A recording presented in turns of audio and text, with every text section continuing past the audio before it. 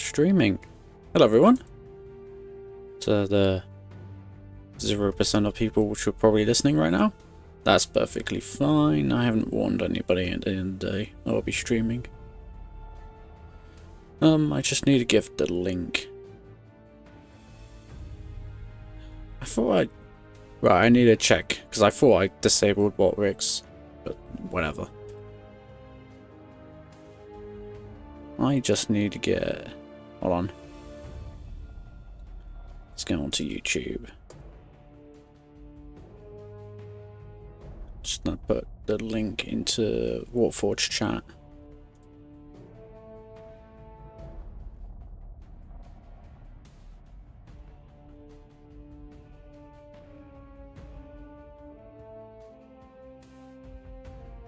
Where's Discord?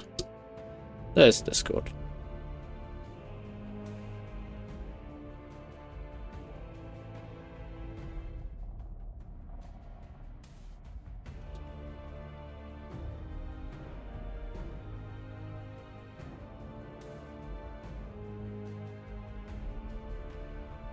Warforge. Hold on. Live stream. No, I don't want to be doing that.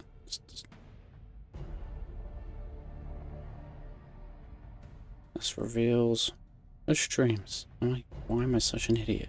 Streams and videos. Here we go. Paste.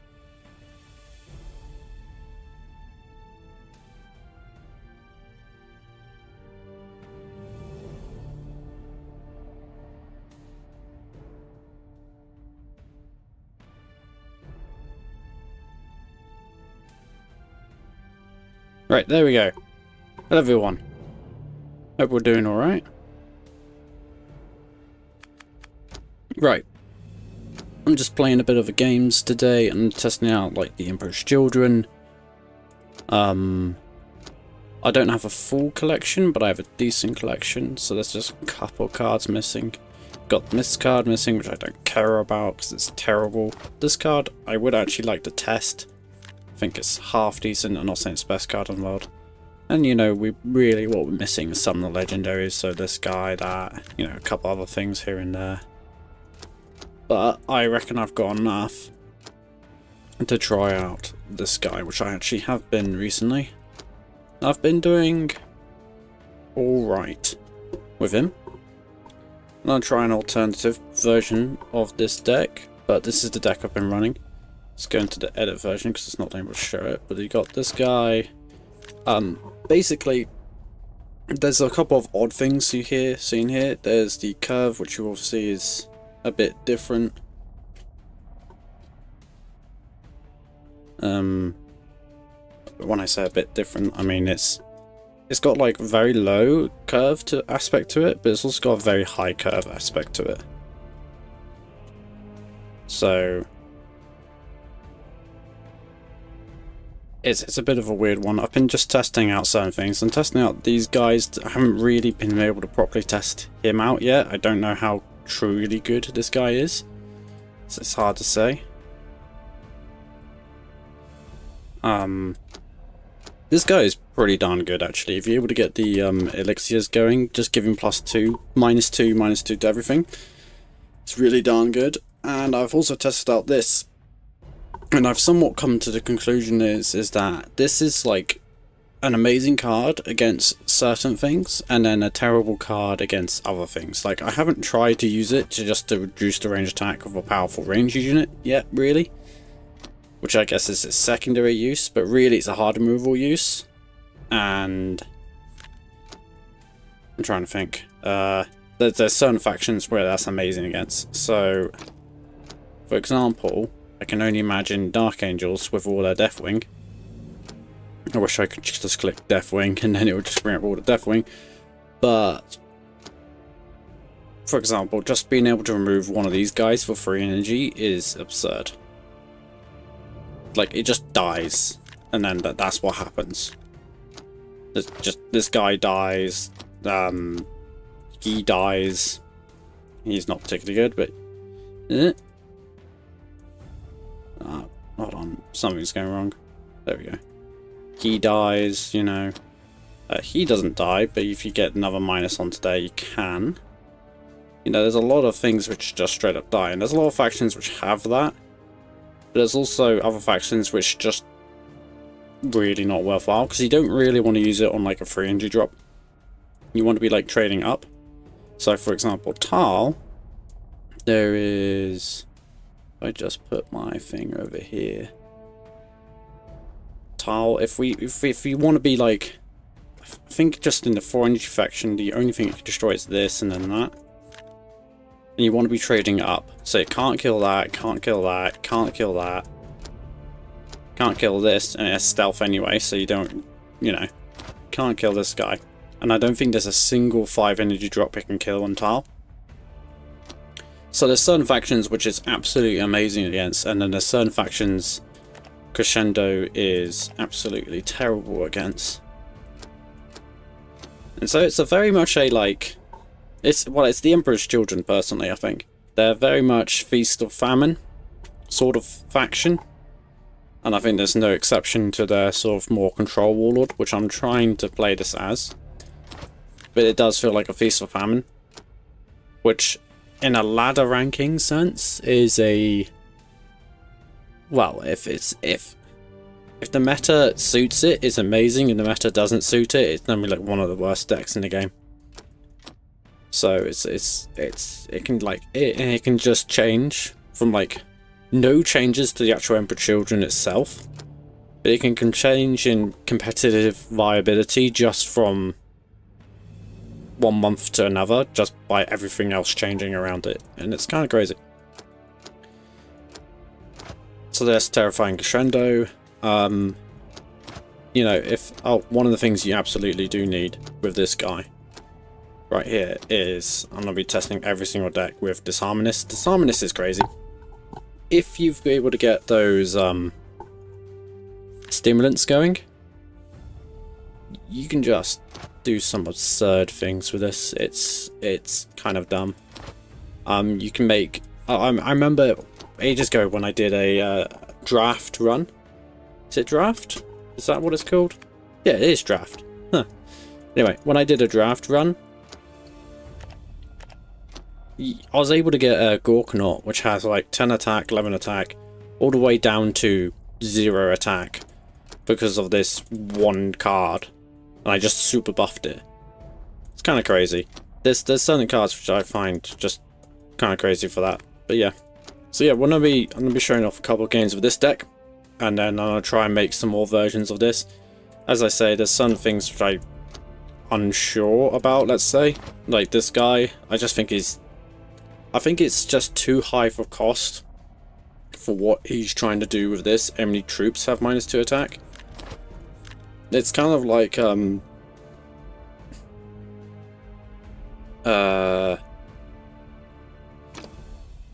there was a Chaos Space Marine one, which in theory is like has a really good effect, but it's just way too slow for its costs to actually justify its existence.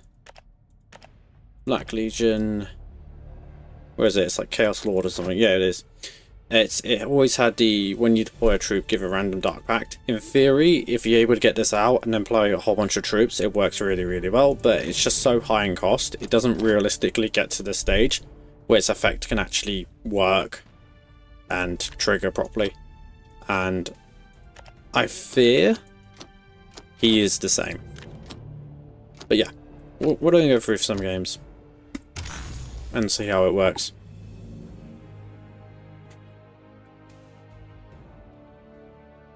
See how it goes.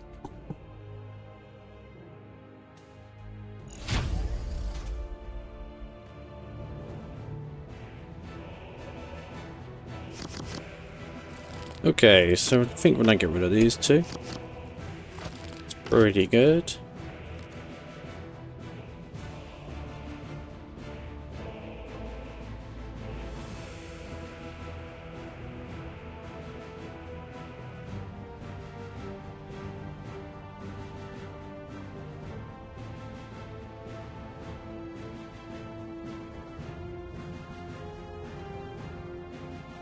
The path to glory is paved with such blissful pain. We march forward for the Imperium! Now, I don't believe we are the beat down here, so opted not to attack, but I could be wrong. It depends what he does. So, I mean, he's going for the 4 energy version, then he's... What is it? The it's not Siege War. Is it Siege Warfare? It's not Siege Warfare. It's something Siege, isn't it? If he's going for that card, then yeah, we are the beatdown, but otherwise no. Hi Jachem, I'm glad you are.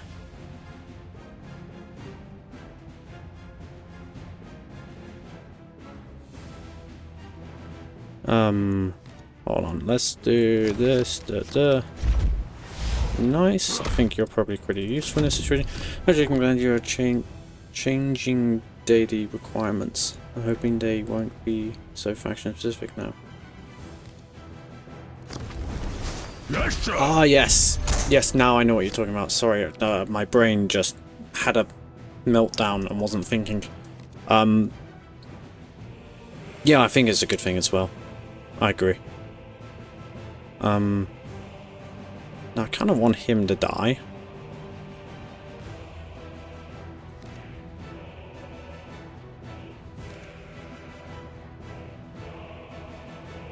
Let's place this. Come on, faster. We could do this and then we can ping him.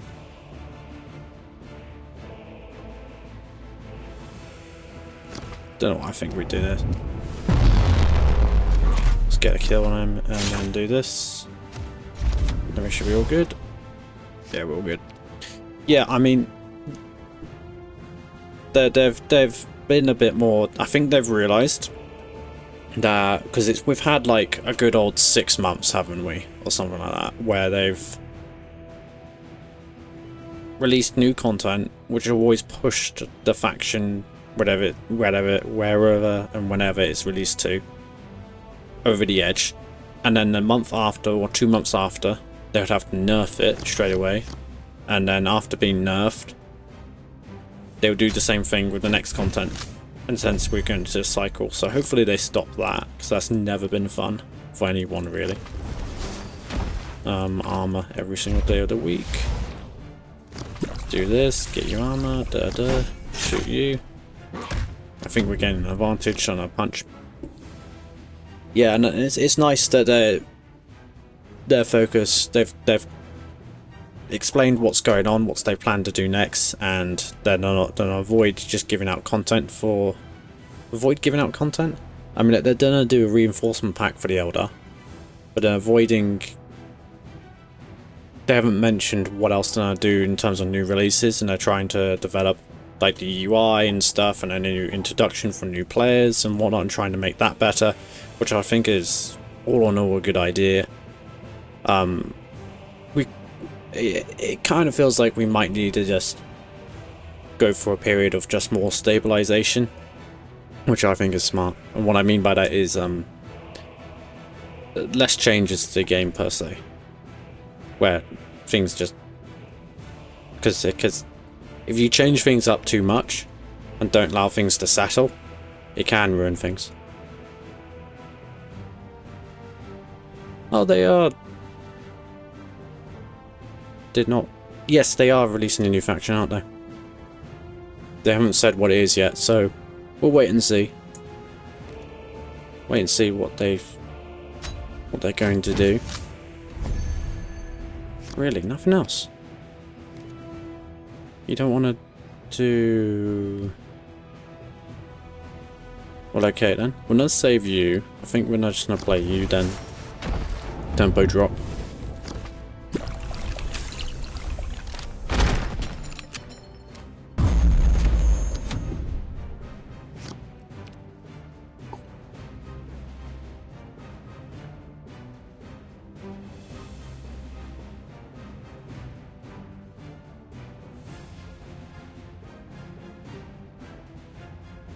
An orderly retreat has been authorized. Well, good win, I guess. I don't think we really showed what this deck can do, or somewhat can't do, so let's play some more games with this deck.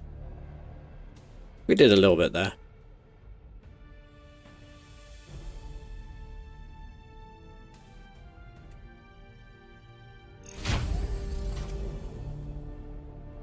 Not terribly tons.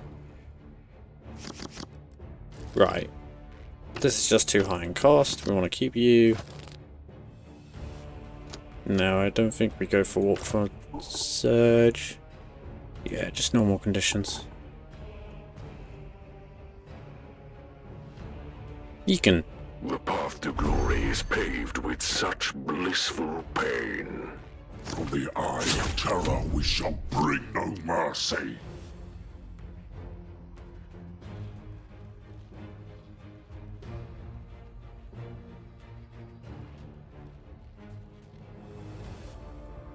This guy's, yeah, he's pretty decent.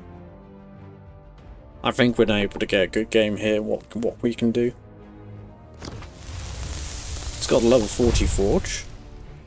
It's playing the guy down straight away. Dark gods. I think we do this. Do that because we need to take the opportunity. How do we play you? Do play you? We can always play Possessed Marine, so I think we do this.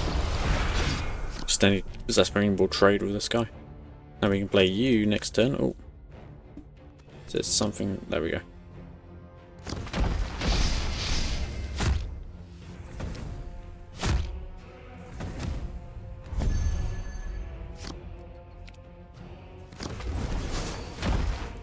Armor every single day of the week.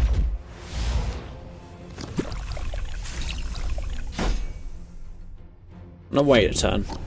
See if he's got an answer to this, and if he doesn't have an answer to this, then we can start going aggro, we can put the pressure on him.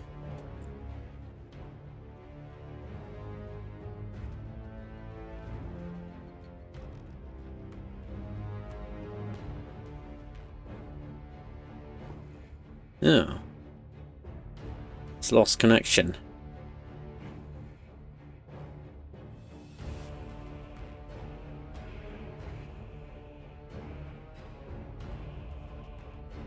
Well, that was an exciting game. I'm trying to show how this deck works, and I'm just like doing generic Emperor's Children stuff, and then people seem to leave.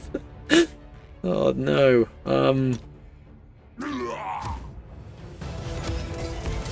Well, yay.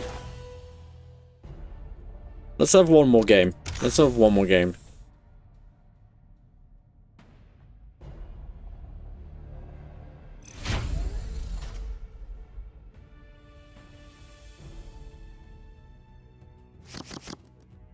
Let's place that. I'm not seeing... Jane's arm might be a bit of a problem. Let's go for this. Game Dark Angels, please. We can do... I'm just showing off this guy, and I'm going to make... See if I can make a go-wide version of him. You face the storm of silence. But, yeah, I'll show you some Dark Angels afterwards, for definite. Why am I bad at English? Backzer. I hope I said that right. Yeah, we can play some Dark Angels, definite.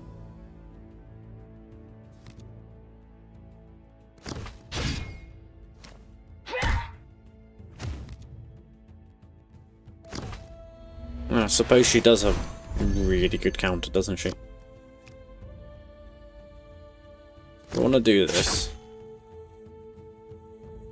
I think we play you and we hold back again.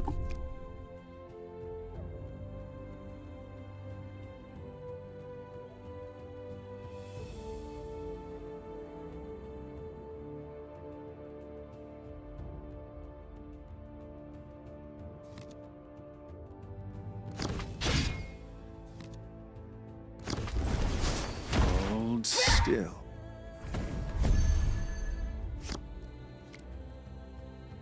Yeah, I don't really have a solution here, so just not hold back.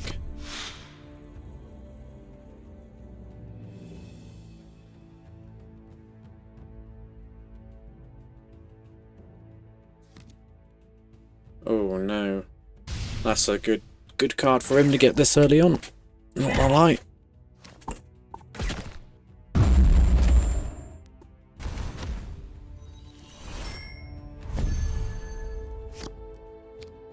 Oh gosh, we're getting all the high cost things. I mean, we can start using it next turn, I suppose. It could be worse. Just move my mic. I bring swift demise. We will protect the craft world.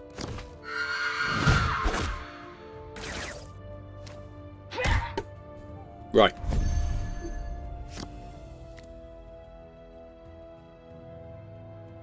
You're not unable to shoot as long as you're alive, so... It gives us an extra turn, and that gives us options for this or this.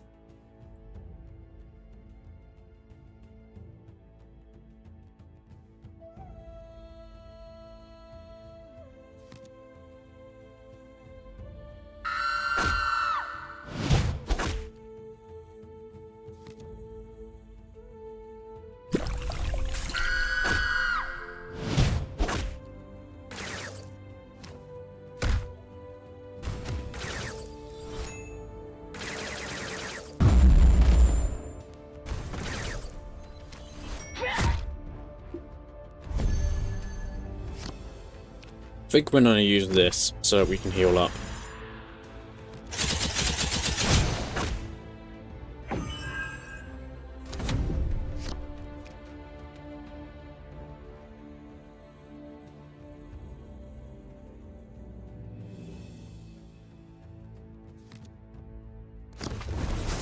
The shadows are always vigilant.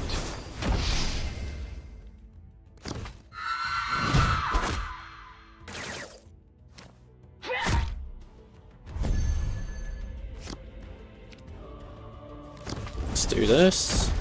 He already has a load of stones. But I don't want to get the possibility of him somehow getting Reclaim the Stars. You never know, he could go Reclaim the Stars here.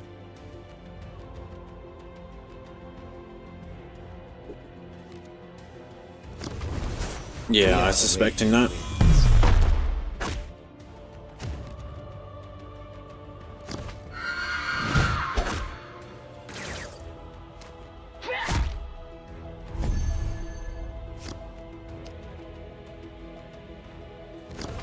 This is interesting. To deal with this guy. Yeah, I take it back. This guy's absolutely amazing, clearly. Oh. Absolutely amazing.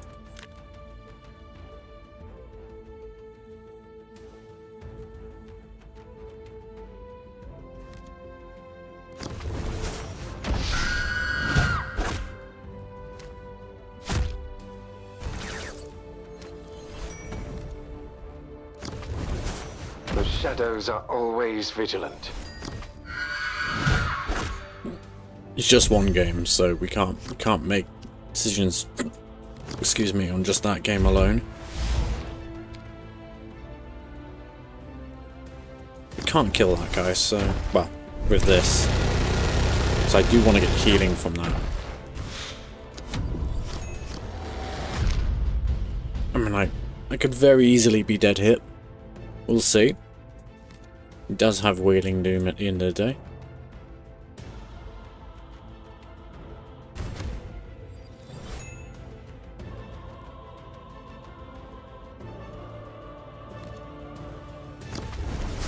We are the raging winds. Oh my golly, again? Why? Not twice in a row.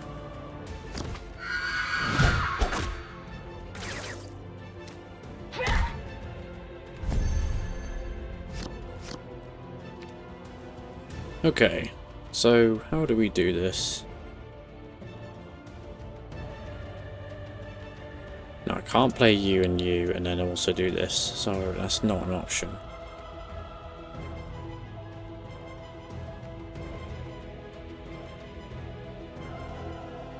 But I do need a healing.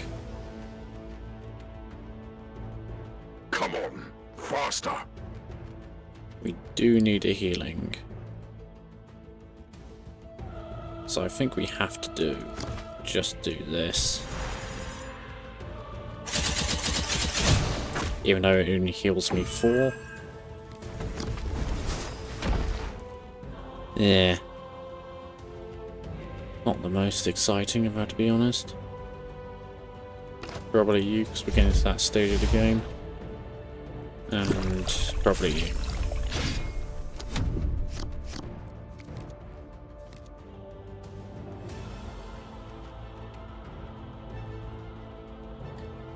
Hello, how are you doing? Yes, Eldar is a tough matchup, typically, for British children. However, I think this deck actually... I'm gonna say does better, but... I'm still testing with this deck, seeing what I can and can't do. I think I've been quite unfortunate this game though, getting like every single hike drop, and then he was able to get tempo early on. Which, you know, is not ideal. You want a bit more of a balance. But no, what I was going to say is that Baxar, if I'm pronouncing your name right, I do wrong, sorry. I do apologise. Please correct me if I'm wrong. There we go. But he did want a Dark Angels game. Now, if Baxar, if you're still around, what Dark Angels do you want me to do? I can either do... Where are we? Yeah. Where's Dark Angels? Do you want to see Asmodai, Azrael, or Belial?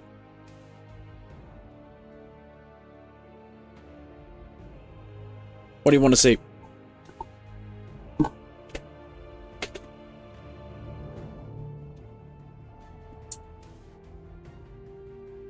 Guess he's not around.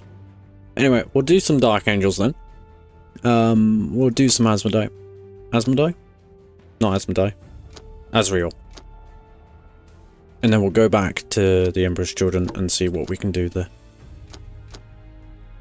Where are my decks? So this was the deck I was running before. The one thing where is it? Deathwing Knight. Oh, you can't edit this now. Azrael. You want to see a game of Azrael. Fair enough. Deathwing Knight.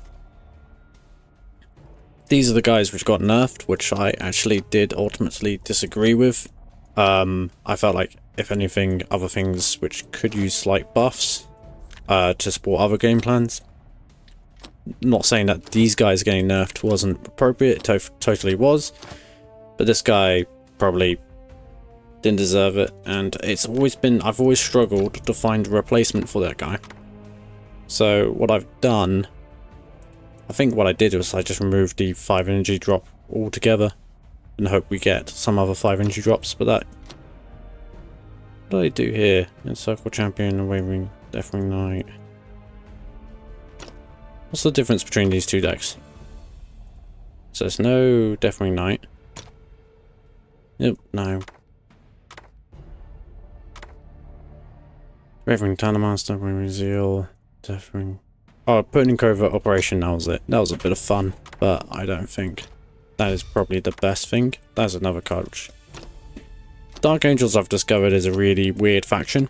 And what I mean by that is that on release, they had some very overpowered things and some very weak things as well. And if you chucked in all the overpowered things, you had an overpowered deck. But as soon as they nerfed all the overpowered things to be very weak, they end up being very weak very quickly. If that makes sense. Hopefully it does. I don't know what to replace for this, guys. Like, the Blade Guard veteran is the obvious thing, but could chuck in that guy, but that like ruins the curve, I personally think. Hold on, just gonna... I've got chat up. Just minimize it. Move out of the way for a bit. Put over here, blah blah. Deathwing Knight, Yeah, it would kind of ruin, it would make it 5 energy cost and I wouldn't have enough so-and-sos. It would ruin the curve. A little bit. I think it's Deathwing Champion isn't that great either, because it also got nerfed. So it's hard to say what to put in.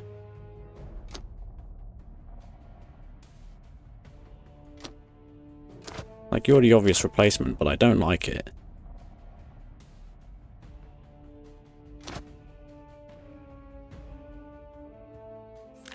Maybe these. Maybe we go... So I know that I don't have Master Lazarus, which you would think... Oh, and I don't have... To be fair, I only recently got Deathwing Assault, so... Let's get rid of both Deathwing Knights, because I don't think they're good anymore. Hello, Stelma. How you doing? Deathwing Assault, yes, and then I guess I go Landspeeder. Because this is a faction where... I think I got a lot of stealth units. But it's just one, so maybe it will be right. Maybe we can get away with it. Let's open up an Eldar pack. Because why not? So I hate seeing red dots on my screen. Yes, I'm getting the stuff, okay. Let's go to... I've changed it, haven't I? Landspeeder. Right. Let's play some Dark Angels. Hope you're doing well, Stelma.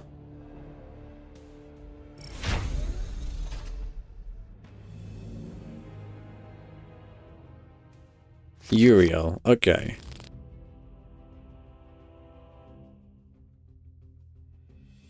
Yep. Deathwing Terminator. No worries. What do we do? What do we do? Oh, Thunderstorm, obviously. Duh. Yep. You're welcome, Bazaar. Or Backazar. I can't say your name. For the life of me. Nice. Waiting for some changes in game. Yep. Completely get that. Perspective. Let's play this. What do you got want to use? So Sergeant Taman. That makes sense. Most sense to me. Yeah, I get that. I can't do English today. I can't just do basic fundamental English. I can't speak. Oh gosh. I completely get that perspective. There we go. I can do English now. Stelma, because what was like, well, 1 day and a bit from the new season, and once you know they're towards the end of the month season, so you know new changes are gonna come by default. Yeah. Now I kind of want to save you, get more value out of you, so I'll play you and hope for the best here. Oh wait, why did I use my ability? Darn. Now Deathwing Knight's gonna pop up, isn't it?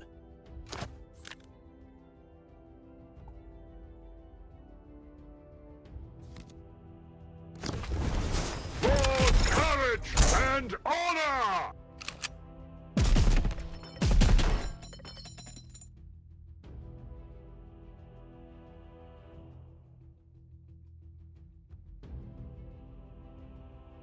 Oh, he's wondering he should attack, yeah.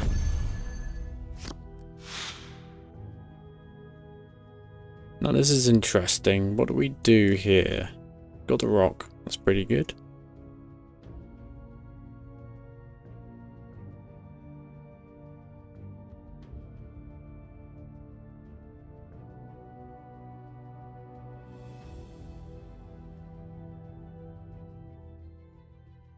I'm thinking Unwavering Zeal. Now's the moment. Do not let up. I think we do this. Let's play you. Let's add a secret to our deck. And the Emperor! I hope you do something with those duplicates for fully upgraded cards. Oh yeah. It would be nice, Shirim, also, will end under Ultramar steel. if I could get some crystals back potentially. That would be nice, but that would be the obvious solution to this, wouldn't it? But oh damn, we got Deathwing Knight. That's not the time or the place. Right, we need to start using our abilities so we don't screw ourselves over. What can we do here? We can get you to like 5-6 attack. That ain't good enough. can make your range attack, which means that you can live. That could be good enough. So if we do this, and then yeah, that should put you at 7. Then you can die. We can place you, and then we'll heal everyone up, and then that should be good enough.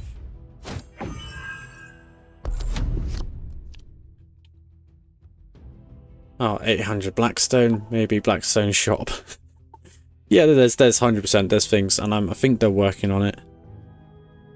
They seem to be, well, one can only hope, right? Because otherwise this game will die, and that's not what any of us want to see.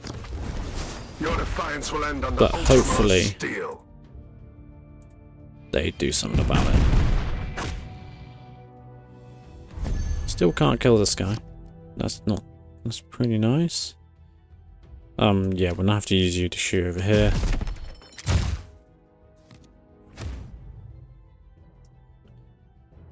I'm definitely thinking you're gonna go there. Caliban's rage echoes through me. Now, do we place you there? Yeah, we place you here, and then we do None shall this. escape the wrath of Caliban. How did it? Gosh, it's been so long since I've played Asriel. I've done that twice now while I haven't used his ability.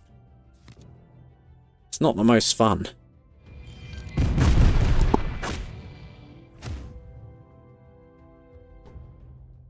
Sorry, I just moved my mic again.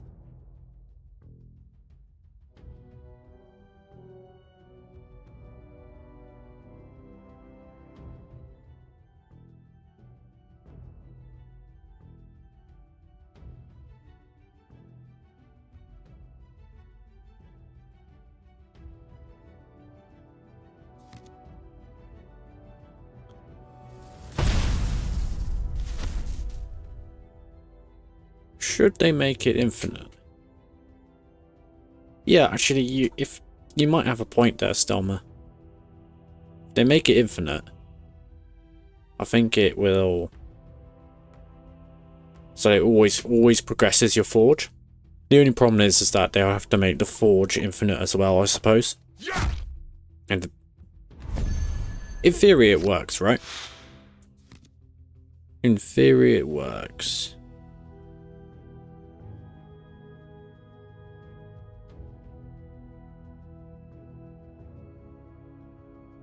I think the next upgrade to art cards should animate the art. Potentially, I mean, they've got alternative arts, don't they? So they're trying to implement. Let's do this. Actually, remember to use our ability. You're the highest cost thing I want. So do I play you?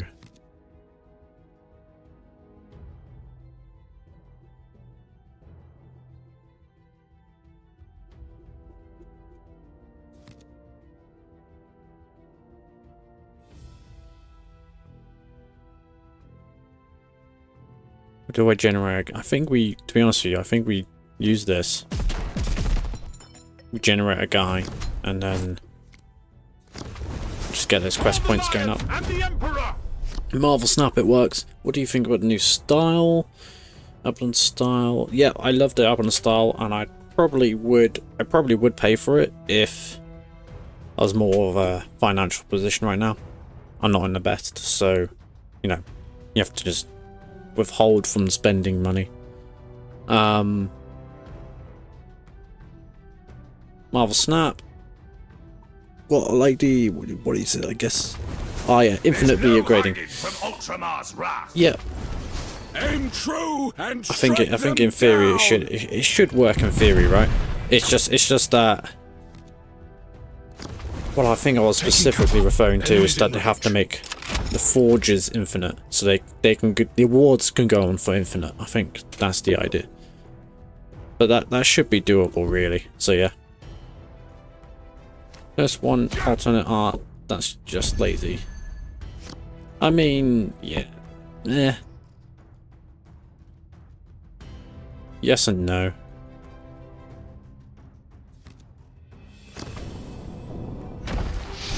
Unfortunately, I couldn't do anything really about this guy.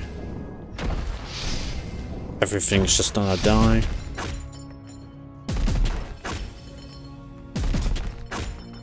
Thankfully, it doesn't have two of them, because otherwise I would be just screwed here.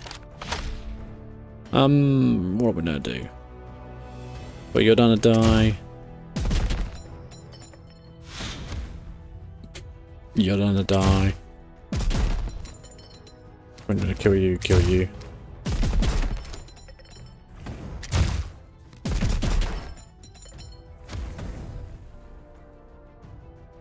Ah, gosh darn, I could have used that a moment ago. We can get you and you down, so let's do that. Right. Yeah, just... I mean...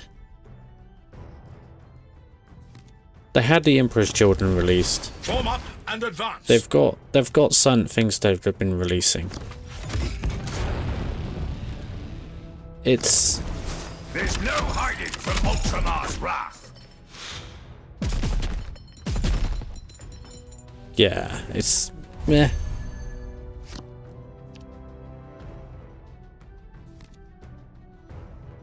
No, I think we definitely go for this. Remove that, because we want it dead. We really don't want to take additional damage, and we will start going for that, because heck, he's got a second impulsor. Remove that from the screen, please, thank you. It's the... anyway, back to what I was talking about, what was it? It being lazy. It's yes and no, like... they've... the thing is that what they should have been focusing on, in my opinion, was somewhat like game balance, getting the recent releases right, the Emperor's Children. It wouldn't be that lazy to have that, and then for them to... Aim true and strike them down. actually have the Emperor's Children stuff, like all out, all properly out, and yeah, getting on time with Skull's event, which I predicted made some problems for them, right? In theory, it's all perfectly fine, but I think in practice, but not in practice, but what I mean is that words are difficult, man. For some reason, why today? I don't know why. Shoot that there. On a melee attack instead. Just so that we can get this out. Because that's healing by 12, and that's a big deal.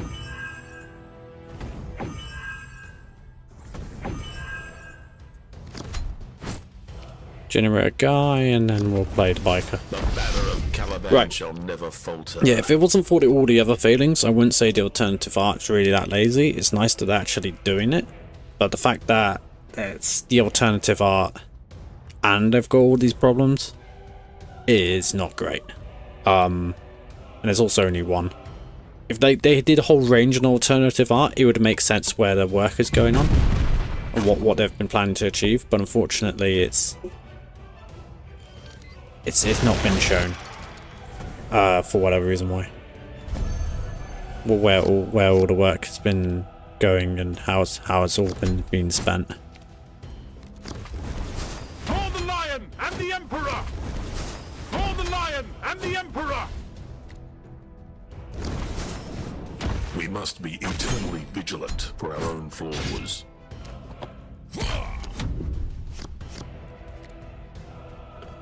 Forge could be infinite with ease, just random rewards every 1000 Forge points, for example, which includes various rewards from crystals to wildcards. Yeah, I think it could be. I do agree with you, Stelma. I think I came to that conclusion when thinking about it for just a moment after you kind of said it. Easily can be, and there's no reason why there's no real reason why they particularly couldn't have done it yet. Yeah. Oh, it is so and so. Do we have? I think it's. I think we are better off for Infinity Circuit as Asriel, but it's one of those things. If it was Jay and Sar, it would be obvious. You just go, At once, Dark Angels, redden your blades. go for the Ish Energy. That's a real shame. You're really useful for anti-stealth. Let's play you down. Caliban's rage What's the echoes problem? through me. So turn the Forge into the Vault, lol? No, I don't think that would be a good thing. I think the Vault has unanimously been proven to be a bad idea. It was like the raid event, but worse, because it lasted for longer, and I think that was the particular problem. It was so long and you couldn't get the cards. That's what many people complained about. Also, people complained about how basically greed hungry it was on average. None shall escape the wrath of Caliban! Yeah, so the turn of Asriel top. Yep, it's a good game there. Asriel is solid. They said there will be an alternative arch obtainable not only with gold. Those could be forged too, and events related. Yep, that's they could do that in theory. Where they go along and you can get all the stuff from so and so. That would be nice to see. And I think I'm gonna have to go turn off using my ability here, because I want to get this guy with this. This is the ideal time to use it now. The problem is that stones don't appear and everything, unless we just risk it and we go Asriel's ability anyway.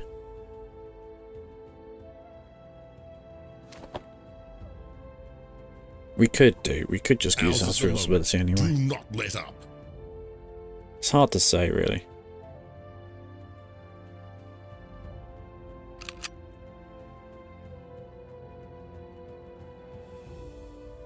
Problem is we'll be risking the teleport, which we're not in this stage to do yet. I don't think we can risk the teleport. Yeah. Probably this. We have a 2 energy. We could go for this instead with the biker. No, I think we go Deathwing Terminators. Right, see what happens. I think that's a win. There we go. Yeah, potentially with a Forge you could get the alternatives arts. It's not impossible, but I would say that it doesn't look like they want to do that, so because it's just meant to be a generic reward system. So, you know, meh. Ish. Come forth and be slaughtered. What do we want to do here? Could go for... get that down. It's hard to say.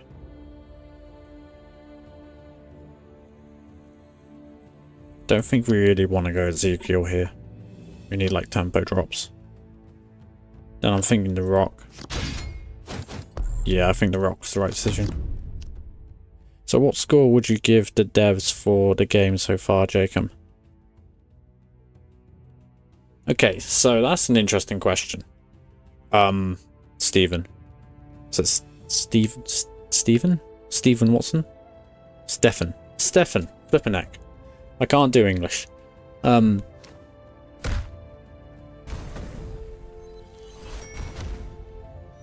Overall,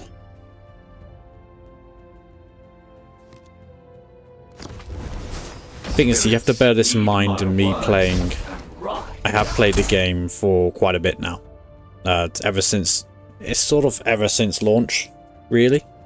I don't think I was quite there at the beginning of launch when I started playing this, but I was a little bit afterwards.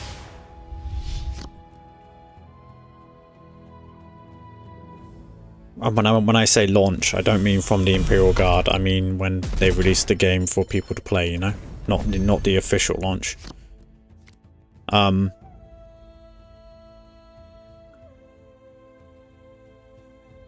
mean, like, right. The thing is that this is such a weird question. Is that right now, I think it's been in a really good place for It's been one of the best places it has been in a long We time. ride for the lion.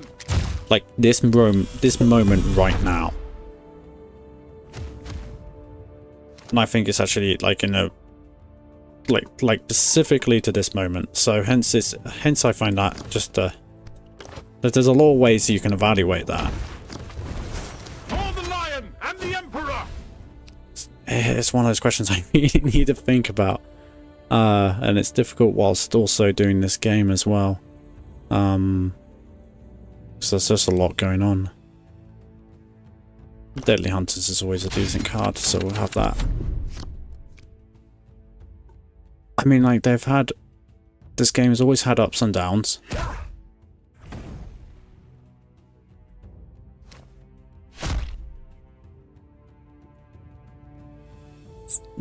Okay, overall, this game's like in between a 6 and a 7, but that's because sometimes it really does go down to a 5 if they get it very wrong. It can also go all the way up to like a 9 or an 8 when they get it right, and there's only like a couple of things they get wrong. It can really vary in between those points, and I'm not joking when I say that it can so easily vary. This game, like, it's such a weird thing to say, but it can be amazing and terrible at the same time. So hence I think it can. Hence I have to give it like a 6.5, something like that. But it's a difficult one to say. Hold on, I need to just do the bare essentials here, which I think is going to be this and that. Of Caliban shall never falter. And it's going to be taken out. Taking out this. It doesn't have stones, we're alright. I wish the new art would also included new voice lines like in HHL. Yeah, that would have been nice, don't get me wrong, but that does... Considering that all the units have voice lines, the Warlord has voice lines, you know, you have 6 different voice lines and all that. Maybe there's something to think about for another day. But it's also, like, the Abaddon voice lines, they're good as well, so... Like, you know, if it ain't broke, don't fix it. Hello KF, the game is unplayable for me. 8 out of 10 match games against UM and Orcs. UM buffs are so stupid and just overtuned. I'll get back to the overtuned part. Hold on, I just need to catch up with chat, because I think there is definitely a point there. It's just that anime. It's just the Anime Abomination came out. Oh, Anime Abomination just came out. Ours is the moment. Do not let up. Yes, sort of. Actually, sorry, Stelma, I don't know what you quite mean by that. What do you think will the expansion be? Expansion, which race? I'm kind of bored of Chaos and Space Marine factions. The thing is that, right, I do have to apologize to everyone about this as a UM player, but I don't play UM on the tabletop, by the way. I play White Scars. What do I play? I think we just go like this and give them an all buff. I think there's many more Space Marine factions that they... Oh, wait, hold on. We want to get rid of stone. We don't want that stone. There's many more Space Marine factions they can release. So don't be surprised if the new factions like Grey Knights, Custodes, potentially Sisters of Silence, but I suspect they won't be in this game, a separate faction. They can do... I guess they can do... They can do also AdMech, and they can also do the Inquisition potentially as well. That should be before Venice, etc. So there's actually a lot of things you can do which isn't Space Marines. But don't be surprised if they do something like Space Wolves, Blood Angels, you know, the Black Templars, you know, Grey Knights, although they're quite different in all fairness to them. Grey Knights are different. Oh gosh, well he has used Wailing Doom, so we're alright in that sense. Come forth and be slaughtered. I think what we do is we're just going to get you down. No mercy. And we're going to try and not die. That's my plan. So yes, I don't know what it would be. It can also be a chaos faction as well. It could be demons. It could be one of the 4 gods, which is in Sinesh. Oh, please don't kill me. I don't have... Oh my golly. Flippin' heck. What's that? The average was 6 damage? There, you got me. Well, there we go. What do you think? I don't know. Super KF. That's so funny because all my matches lately are against Erica and Keltok. Yep. Lol. They were testing Grey Knights and Iron Fists. Imperial Fists? Last year. Xenos need more love. Sorry, it's just that when you say Iron Fists, there's the Imperial Fists and there's the Iron Hands. But there's Iron Fists is technically a chapter which does exist, but they're not one of the first founding chapters, so I don't think they'll be bringing Iron Fists into the game. Keep your pants on and take what you get. Yeah, probably with this game, to be honest. I just hope the game won't be a second HHL with a few Xenos factions. Just Fists, sorry, XD. Yeah, okay, Imperial Fists, yeah, no worries. Good game, yep. To go on, just quickly talk about KF. We were talking about Space Marines. What is it? What do you think will be the next? No, it was the UN buffs are so stupid and just overtuned. Yeah, sort of. So I kind of said this before with the Ultramarines, that what we needed to see, because everything beforehand, right, with Ultramarines, the only way to play the game before they got their buffs was Assault Doctrine. So that needed to be addressed. Assault Doctrine is still overtuned. If they nerf everything else and leave Assault Doctrine as is, it's still just going to be games of Ultramarines. It's just going to revert back to Ultramarines trying to play Assault Doctrine and using that for win. Now, one of the things which come out of this, no doubt, has been Vira Tigerius, with the most recent, like, everything gaining codex changes, and that's made Avenging Zeal far more reliable, and as long as you can just get it in your hand, which Tigerius just did very well, has been, you know, don't get me wrong, very strong. So if I was gonna nerf what I think needs nerfs, I don't think it's too much, that's the thing. I really don't think it's too much. I don't think anything is... There's not many things which are overtuned, but there are some things which have led to ridiculous games. For example, Sergeant Talion. This guy's been changed so many times, so it's hard to say what they need to change about it, but if they just leave the codex ability as refill 1, it's going to be way too strong. Then I have to change the codex ability. Decreasing Sergeant Talion's stats won't change anything. It's going to lead to just explosive turns still, just with that ability, where it's going to be absolutely broken. And there's going to be turns where it's just not going to be, you know, good. It's just going to make it worse, so they need to change that codex ability. Scepter Sergeant, I kind of said this on the off, that the Scepter Sergeant was way too strong. I don't know why they just didn't make it like a 3/6 and just not have a codex ability. It would have been fine. It would have been perfectly fine. It's just a 3/6 with no codex ability. It didn't need it. Now it buffs the entire board with +1 range attack. So, you know, yeah, I guess. If they're gonna just keep it as it is though, with just changing the codex ability, for example, it can't be a permanent buff. And I think that's what my conclusion on this is that if it's a permanent buff, it's too strong. So it needs to go away. And then Assault Doctrine can be 1 less attack. And that's what I think the Imperial Fists, flipping heck, Ultramarines changes need to be. I think everything else is actually completely fine. There's actually still some things which are a little bit weak. But every single faction has weak cards, so, you know, it's just part of the game. There's been a lot of things. What? Xenos weren't that big during the Heresy, maybe easier season. We don't have a lot of them. HHL. Yeah.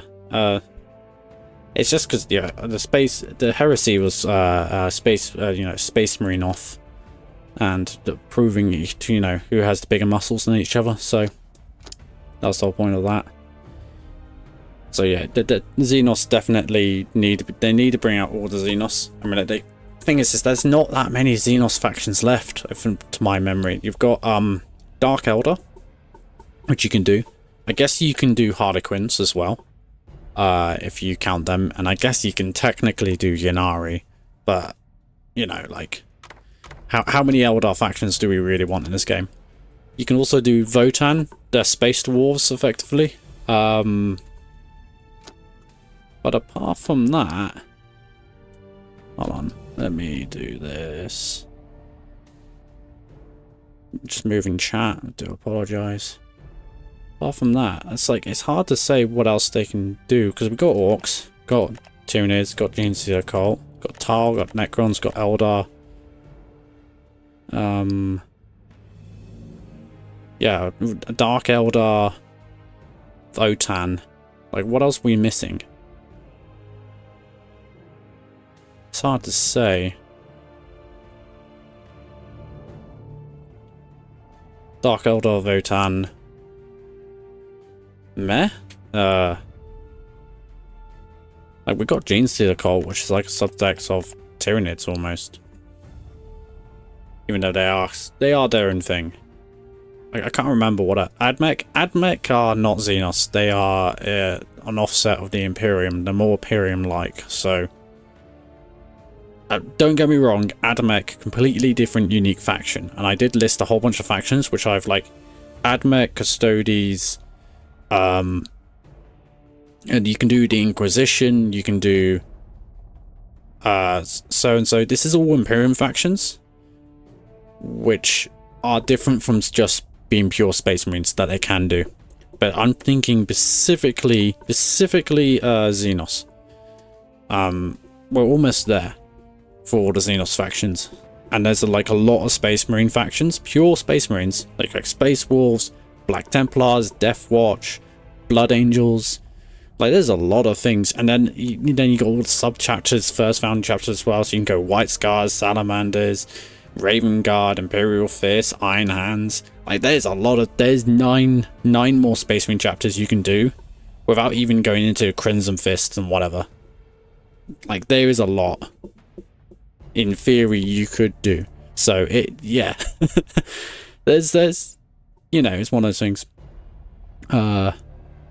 And two flanking flankers is overtuned, I think. Yeah, I totally agree with that. Just listen to the guy making his case, you might learn something. 6E healing for Ultramarine should be 4E or at least 5E. It would be good for Titus. Yeah, I know what you're talking about. It is so and so. I haven't had a full test on that. But where is it? It's there's a chapter council. It would be cool for Titus. Hold on, I'm moving the chat all the time, so let me do this. But it would be cool for Titus, but I've actually made a Chaplain Navarius deck, which still needs testing. I still need to mess around with it and get the curve right and all that stuff and see what's wrong. But basically what you do is you go for a heavy stratagem deck. So you go like Death from Above, so, you know, you get double Inspired, you get double Angels of Death, and then you have a selective few amount of troops, right? Whatever they may be. So Sergeant Talion, I think I have 2 copies of Scout or Octavius Infiltrator, something like that. And then I think I've got some free drops. And the idea is that you just end up getting, since because you're Chaplain of Varius, you're drawing troops. You can select what troops you need. And then one of the cards that I think I did end up adding into that was Chapter Council to utilize that. So it's interesting, but I think it could be better. I hope Nids, Necrons, and Tal will get expansions in the near future. Absolutely. I think, you know, like, one of the factions which do not need expansions right now are Marines, Ultramarines, and Orcs, because Ultramarines are the only faction which had 2 raid expansions, and Orcs have 1 raid expansion, but they've also had a full second faction. So Orcs actually have the biggest collection right now, followed by Ultramarines. So yeah, we don't, as Ultramarines, we don't really need it right now. Gruds, not much Xenos left. Yeah. Tabletop needs more Xenos factions XD. Probably. Yeah, I think you have a point. Do you think neutral factions will come like in HHL? I actually hope they don't do that. HHL is different and unique, and I appreciate it. I just think I just don't think we need neutral cards. I just think they need to do is allow every single faction to have a tool set, which is fundamental to every single faction, which is required. One of the things which I have been calling out for, which every single faction should get their hands on in some capacity, and why they haven't done it, I don't know. But it's actually proper anti-stealth. For example, the only proper anti-stealth I personally think in the game, which is actually does its job, is the Dark Angels anti-stealth. Hold on, I'm just moving chat again. So I love moving chat. Is actually it does its job. It probably arguably you could say it does it too well, but it does its job. I don't think there's really an anti-stealth in the game which actually does it properly. You could argue Orcs have an anti-stealth card, which I wouldn't. I just think it's just a really good hard removal. This just happens to deal with stealth units, right? So they don't need an anti-stealth card, but for example, in theory, Orcs actually have this. It's a 1 NG anti-stealth card. If you're just not after a card which only removes stealth and that's all it does, I'd say it needs to be like very low in cost, like 1 NG or something like that. The problem is it gives something Vanguard, which that's how I'd rate this card. It's giving basically the Emily Warlord Vanguard. And then you can just beat down, ignore the Vanguard unit opponent's unit has, and just get around it. But at the end of the day, if you're really worried about that, you've got no mucking about, so meh. Because Dragon's Dash, you give something Vanguard, but then you reveal the stealth unit, but you can't give the stealth unit Vanguard, so I still think that could use a little bit of change, but like, gosh, like the Necron's anti-stealth card. Like, unless the stealth card has high range attack and then also stealth, this isn't a good card. But there's like no faction, not even Tal have a good, like, for example, Stealth Battle Suit has 4 range attack, still has 3 melee. And one of the things factions are known for stealth is Tyranids, and I mean, like, ever blinded a Tyranid before? How useful is that? So yeah, I think anti-stealth should be universally wide better, and I think stealth units should be better. And then I think that leads to interesting gameplay. But I think just having stealth units which are overpowered, or stealth units which are all consistently underpowered, like this one, yeah, it has 6 range, 6 melee attack, but has 0. So if you converted its stats, it would be like a 3/3 with 4 life, and that would be terrible stats for a 5 NG unit. But it's got stealth, so it's weird. And hence it gets away with it. Otherwise it would just be a terrible unit. Like, if this didn't have stealth, it would just die to a single range attack flanker. But it's stealth, so hence, but that's because anti-stealth. As soon as decent anti-stealth comes into this game, like, Death Leaper just dies and will never see the daylight of play. And so hence, but when that happens, every single faction should get it, and hence these cards could use some buffs. So yeah, that's just my opinion on stealth. Do you think neutral factions will come? Although we need neutrals like jamming. I think jamming does. We do need jam even in the game. If you didn't know, that's like silence from. I think that's silence from. What's even the game called? It's not World of Warcraft, but it's from World of Warcraft, isn't it? It's Hearthstone. There we go. That's the same thing. The silence from Hearthstone is jamming in HHL. It just removes all abilities. As I say, I don't think it needs to be neutral. I think we just need jamming potentially in cards in general, and that would be a good idea. Factions can be used. Faction stats can be used by all factions in HHL. There are 3 Imperium. Yeah, it's just Inferno. Yeah, as I say, I don't think we need. It's also difficult to do. Like, for example, what should be neutral cards, you know? And that's a difficult thing to do. Like, we already have the Imperial Guard, which is the Imperium from HHL.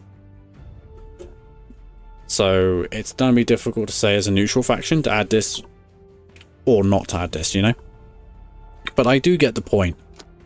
Because it would, for example, having a, as you say, just a jam card as a neutral faction, and having a good jam card as a neutral faction, does solve every single faction's need for jam. But I don't think that's interesting. And I think they should just give unique jam cards to every single faction which actually work. But anyway, let's play one more game of Azrael, because that's depressing being here. It's enough talking.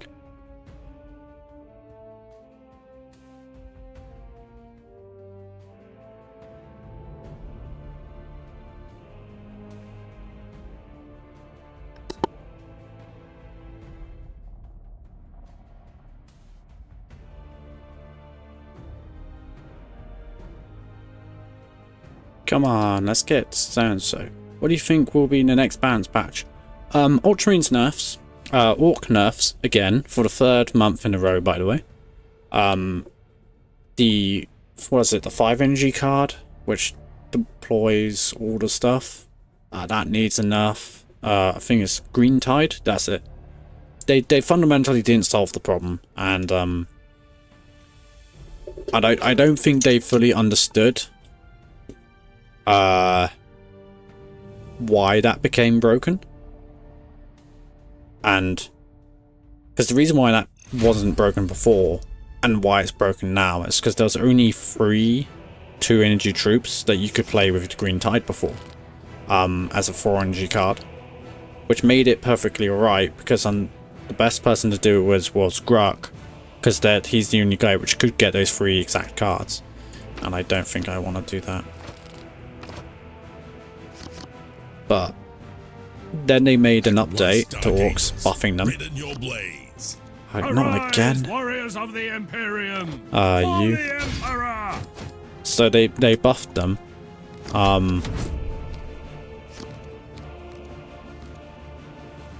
So what did they do? They buffed them so that you can get the regular orc boy you can tie 2 with now. So that ended up being their 4 cards. And then they added the Snakebite Grot, the Slugger guy, and then the second orc boy, effectively. Our loyalty is unwavering. Not the Slugger, but the Thump Gun guy. Which you end up with 7 things you can put with that 4 energy card, and that's why it needed nerf. It still needs a nerf because there's so many guys you can put with that thing. It just makes it far too consistent. Even the collegiate Astralex failed to foresee this. Oh, hey, Strap. For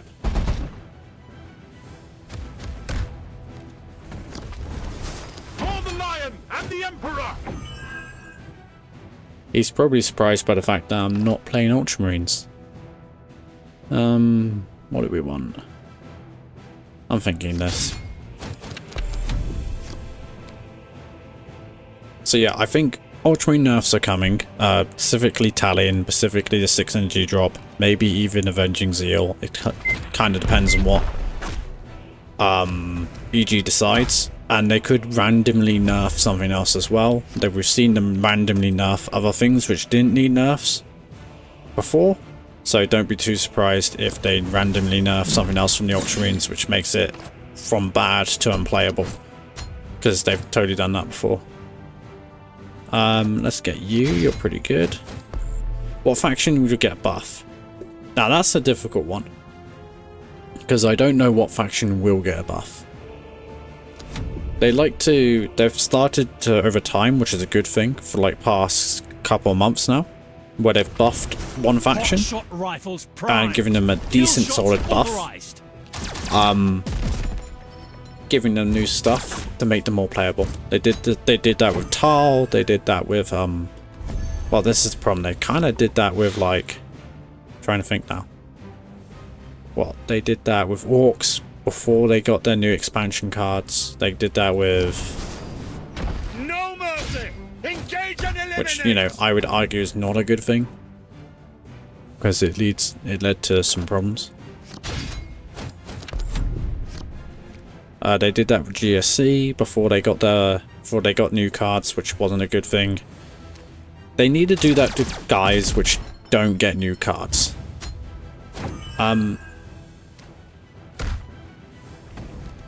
Sisters?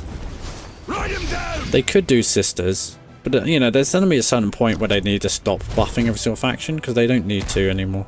And I think sisters are alright. That's the thing.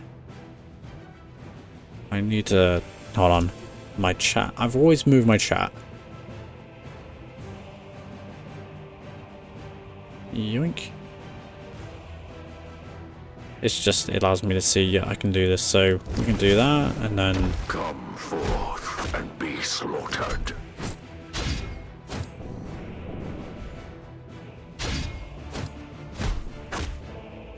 And then we punch you, and now we have a really big threat. I think sisters are alright. It does depend on which sister. Certainly you got... Tremble before the might of the Astra Militarum! Fight, sons of the lion, fight! So you got, like, what is it? The Sacrosanct? This is Aveline, I think it is. She could certainly use a buff. I'm not sugarcoat it. Her ability to get up to 8 faith, which is really important for her over other warlords. Engage and eliminate! Could certainly use it. And maybe some generic cards here and there. I think Penitents could use a bit of a buff. Well, I don't want to... I think they've finally got to a place where they've somewhat sorted out sort of the late game sort of build and how to get there with the faith gain and stuff. GG Strap.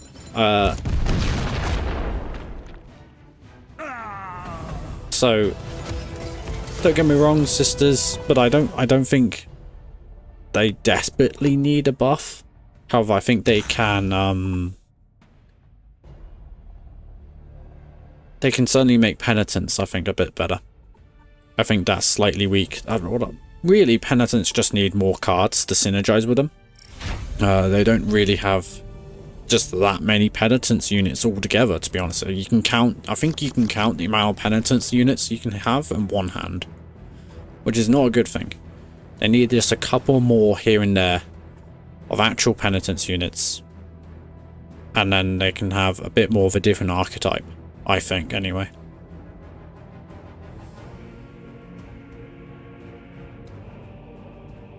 I think I really quite like this. A defense turret? Yes. We are chaos. At once, Dark Angels, That's heresy. redden your blades. If it is death you crave, who am I to deny it?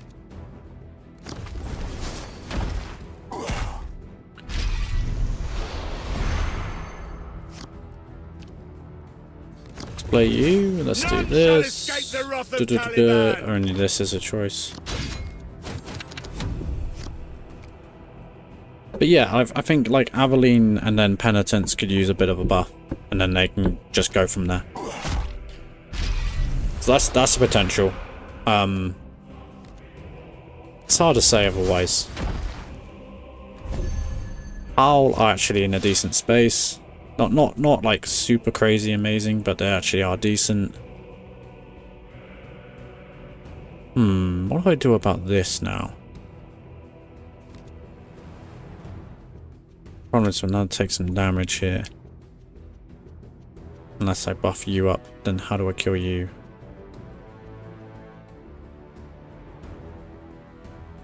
Ours is the moment. Do not I think I'm let gonna have up. to take the turn off. I think I'm gonna have to take the damage, because otherwise, hold on, wait. Need to do it like this. So we do that. I still want to threat, so we're gonna do this. And hopefully everything works out. Is there any mechanic that you don't like? Do not bore me. That I straight up don't like.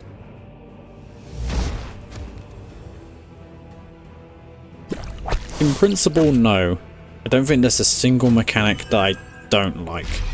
Which like really frustrates me. It's like this mechanic absolutely sucks and they should have done a better job, blah blah blah blah. No, I don't think there's a single mechanic which that is the case.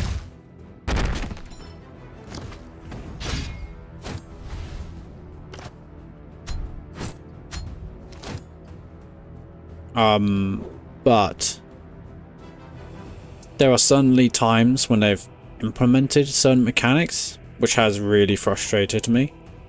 Typically when it's like just obviously way too powerful. So I could slay you without even sullying my father's blade. okay.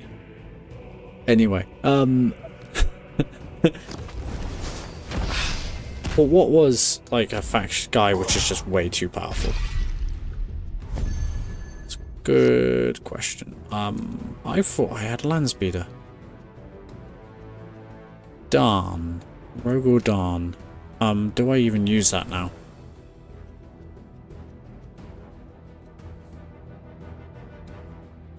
No, I think we do this and we do that. No! Caliban's You're not meant to. rage echoes through me.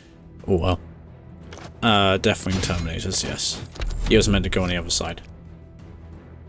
Yeah, so going back to the question, I don't think there particularly is. For example, I guess certain Deathwing units on release were too strong.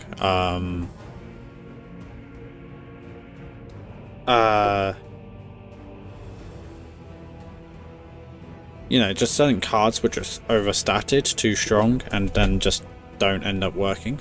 So yeah, I think, if anything, if the only mechanic which I've truly seen people get annoyed by as an actual mechanic is just Codex. And that's because the reason why people don't like Codex is because it's just kind of generic and boring, which I can't blame people for. Like, at all. Because it is quite a simple ability, in all fairness.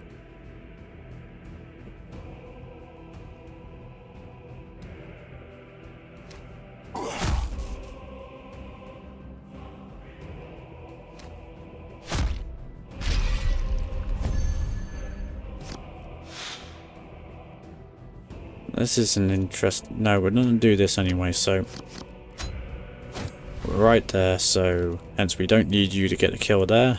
So we can place you here. Come forth and be slaughtered. You can shoot there.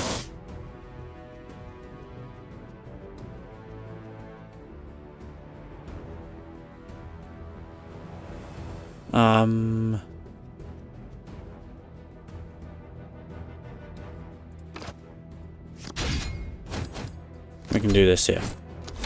So yeah, that's what I'd say is that it's only a Codex, which isn't a bad mechanic, to be honest. It's just quite simple. A mob mechanic could be better. I dreamed once the Zag Strike would have strike trigger your unit's mob. The reason why mob thing is that regiment is good, right? And we can agree on regiment being good.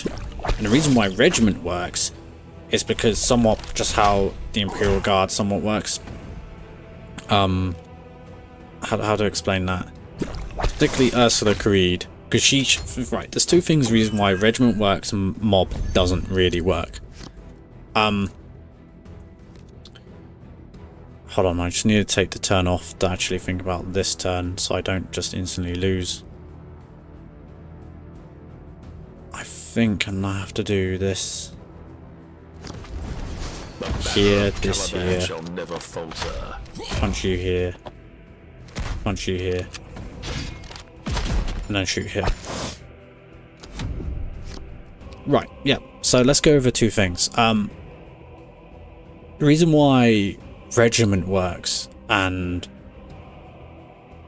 the first thing is that Ursula Creed is obviously the best person to use regiment with by the fact that she generates a thing at the beginning of the game, just a free unit, and then the fact that the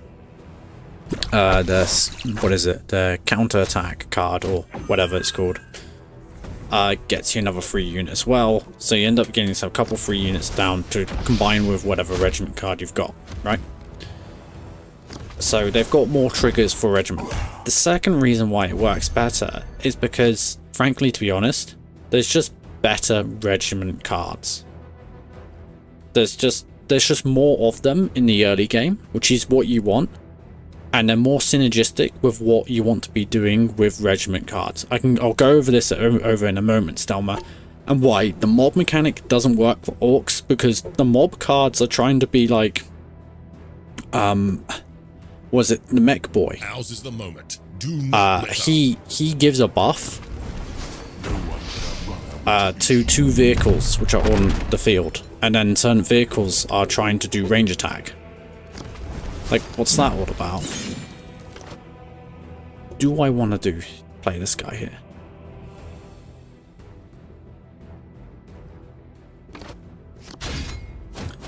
So there, with mob specifically, I think it's just the cards for mob, which you want to be doing with mob, doesn't exist. There's just a bit of anti-synergy with the mob cards themselves, rather than mob being a bad mechanic.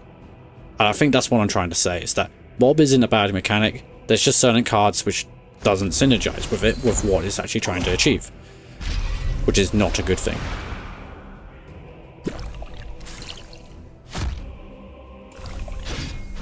Oh no, he's not. I'm dead. Should have gone. Oh no. He can attack things in stealth, apparently. Apparently we're perfectly alright. I'm not dead. Okay, I'm still alive. Now we could probably use that. Invulnerability, of course. Duh.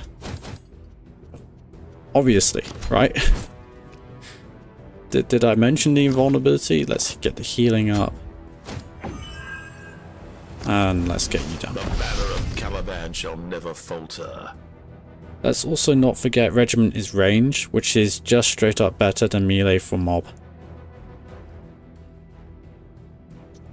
Yeah, it's range is 1% better in my opinion, and I think it is really just like something like that much. I don't think it's really that crazily better. It isn't crazily better, in my opinion at least. Oh, do I make you invulnerable and allow me to have an extra turn? Or do I go... What do I do? Yeah, we're gonna play you. I'm gonna play you. Our loyalty is unwavering! And then hopefully he doesn't have this energy, whatever, crescendo, I think it is. Something crescendo. And yeah. Anyway, back to range. Range is ever so slightly better. However, I really don't think it makes a mass so much to the point of a difference where it's not like it's miles better or something like that. I don't think it is. It's like 1%, 5% better, maybe 10%.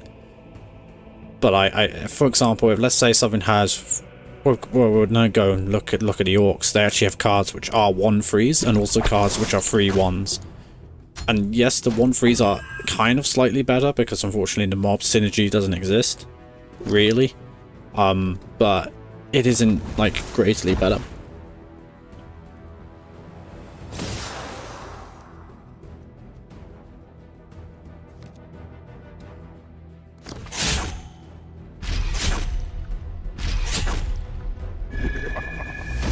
Oh, how proud you must feel.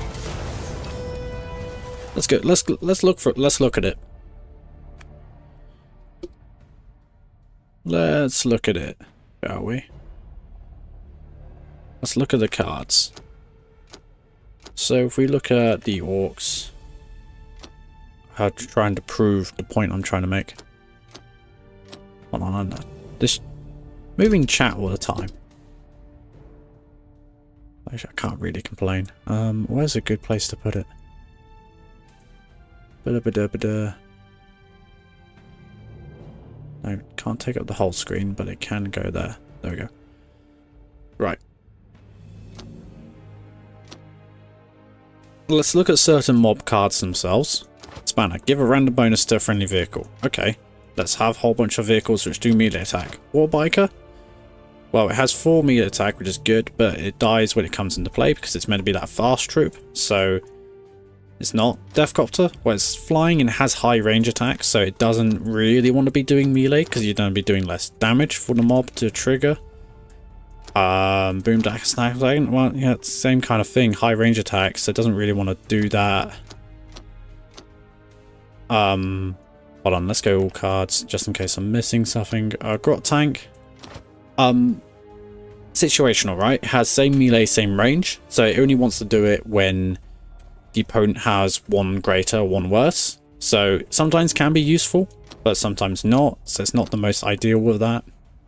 Boomdacker, Killer Can, same sort of thing, has 7/7, so it's totally dependent on whether it's got range, whether the opponent's got melee. Yes, it has a mob ability, but if it attacks with its own melee, it's not going to trigger its own mob. So slightly more mob favored, but you know, its problem is that it actually only has 5 HP and doesn't do really much else. So Rocket Truck Twiggerbuggy has 6 range attack, so it doesn't synergize. So you know, like Spanner's mob ability, pretty much Spanner's mob ability is not good within itself, so that's why it doesn't have the greatest synergy. Where's Spanner? There he is. That's why it's not seen as that great. Another guy which isn't that seen as that great is, well, Killer Can hardly ever gets used because it's in the vehicle deck, and I've already explained why vehicles aren't that great. Mech Boy, kind of same problem as Spanner. I mean, this is for the longest time, these mob effects haven't been that great. Boss Knob, only same play in real control decks, and you don't want to be attacking at all in a control deck, so it's not useless, but you know. And we need to be looking at low cost mob effects. Like as soon as you're getting into Battle Wagon, you know, you're playing 8 energy for this guy. We need low cost mob effects like Imperial Guard, which can explain why that's better in a moment. What's low cost and mob which really synergizes? There's only been one for the longest time. Now there's another one which we will get to, which has been really, which is the Runt Herd, which has really synergized. And this is like the one mob guy that everybody plays, right? Orcs. Very, very powerful.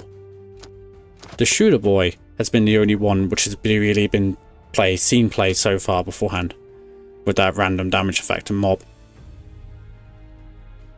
And that was the only really good one, but there wasn't really anything else which did what the Shooter Boy did, and did it well. Now some other guys get played, like this guy does get played in the Horde deck, but his mob doesn't really get used. It's just it's got a tied 1 and is a tied unit, and so hence it's only really the Runt Herd which actually gets proper play. I guess in theory there's Scarboy, and him getting permanent +1 attack is useful. It's just not the most, it's not the best ability in the world. You have to have you have to play this guy, you have to have a lot of units to attack, and then he needs to live a turn to be able to attack with himself to actually able to get the benefit. So it doesn't, there's a lot of things which just don't synergize, and then there's a lot of things which don't work. So I think mob within itself is perfectly fine and does work perfectly well. And there's actually the units spamming the board does exist for orcs. They would utilize mob. It's just the units themselves don't really exist. Like the only two mob effects which I look at in a mob deck, orc deck, are the Runt Herd and the Shooter Boy. Maybe you can go all the way down to like, not this guy, but Big Shooter Boy. Maybe Big Shooter Boy can make it work. I'm not so like keen on that guy. This guy is like much more long game because he's trying to generate value, and by then it's just too late sort of thing. And it's only one type of value, where this guy can create, you know, any sort of beast in hand, particularly beasts which have flank, which can attack straight away. But like this guy can attack straight away effectively, and this guy's going to attack straight away. So we go to Imperial Guard with their regiment effects. You got loads of regiment effects, which are all really bloody useful. Cadian Medic, good decent regiment effect, which really gets helped. Rattling, another thing as well. You gotta remember, these guys are good regiment effects, low in cost. Kassakin, another regiment effect, really useful. Even this guy did begin with, got seen played by BJ. You look at his beginning decks, he played this guy. This isn't just because it works really well versus the Greed, and it has a good regiment effect, well, decent. And if you got, you know, Tempestus Sergeant, who doesn't play this guy? Like, I know I don't have a copy of him right now, but I've seen plenty of people play Tempestus Sergeant and decent regiment effect. And ultimately, they've got the supporting cast or mechanics to be able to support this. And crazily enough, they don't actually have a 4NG regiment effect. So they've got 4 cards, all low in cost, all supporting regiment. Well, they've got support for regiment, and they've got low cost cards to be able to play with regiment. As I say, orcs, like, they've got some decent mob effects now, because you're looking at low cost, really low cost mob effects, which actually would see play. They've got Power of the War, which I forgot about, which is also a decent effect, but they've got Runt Herd, they've got Shooter Boy, and they've got, and I guess Thump Gun. But Thump Gun doesn't really see its play for mob because it isn't that great of a mob ability at the end of the day. And like, this isn't a good mob ability, so I personally think it isn't actually mob itself. It is just it's just the mechanics which have been given to mob to make it work, whereas Imperial Guard have like actually good mechanics around it, right? Oh, that's not Imperial Guard. Where's, like, just actually have good cards to support it. And throughout, really, like, they've got this guy, which I know BJ did run that. Not so much Hydra. That's because its regiment effect is bad, and hence it doesn't see play, right? Torx doesn't see play because its regiment effect isn't really good, but this thing does, because actually it ends up being worthwhile. So yeah, it's one of those things. I think it's just they just didn't do it right when they first created orcs. It's not vastly superior, but having the ability to attack flying units is generally good, and the handful of taunts with worth playing frequently having bad range value, so free range damage. But I see your point. Yeah, I think it's like, it is 10% better for that reason, because there are certain things with fly and the amount of Vanguard units which seem to have like a low range attack. Like, they don't need to do this in principle, right? They don't need to have Vanguard units with low range attack and like higher melee. They can do it the other way around, but why they've decided this, because they could have made other things, you know, the other way around. There are some exceptions. Tal and their battle suit, I think it is, the Enforcer battle suit, has high range attack, but it still has really high melee as well, actually. It's got 5 melee, so, you know. Got a tank. You want Spanner to generate health buff, and he often do health buff with some attack buff, like Death Dread. Yeah, Grot Tank and Death Dread are the only exceptions to the rule. They're the exception rather than a rule. And everything else doesn't do it. So it's just, And quite often you will range attack with your spanner if the not with your grot tank or your so-and-so, just so that you don't take the high attack back. So yeah, it's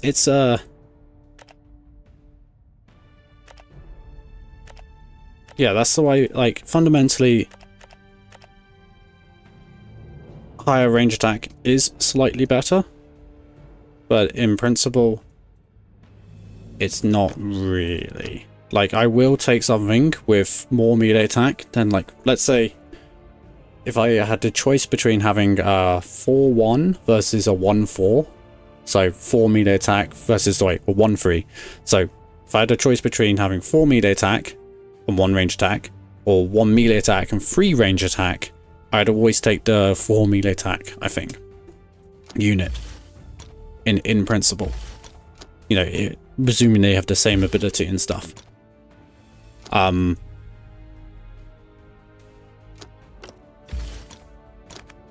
But yes, it's an interesting one. Anyway, I think we should move on a little bit. Let's talk about... Let's make an Emperor's Children deck. So I showed you this earlier, and I'm not like the most sold on this. However, I'm thinking something along those lines.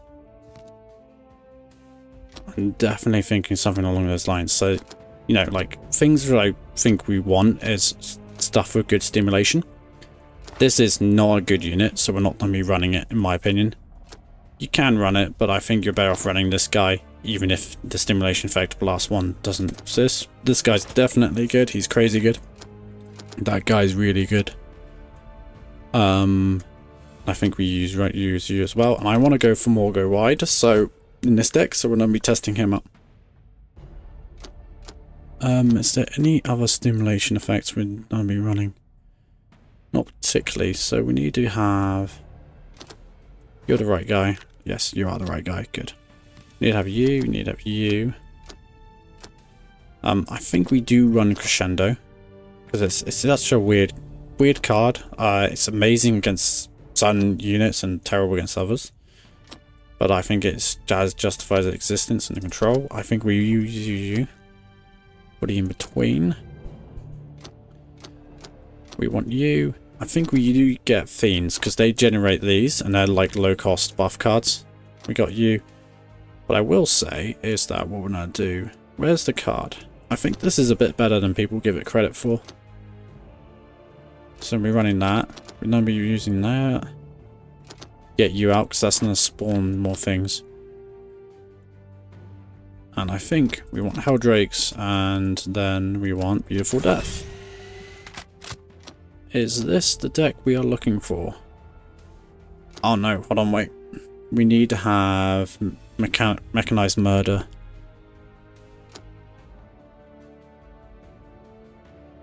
Yeah, Mechanized Murder need to be somewhere in there, doesn't it?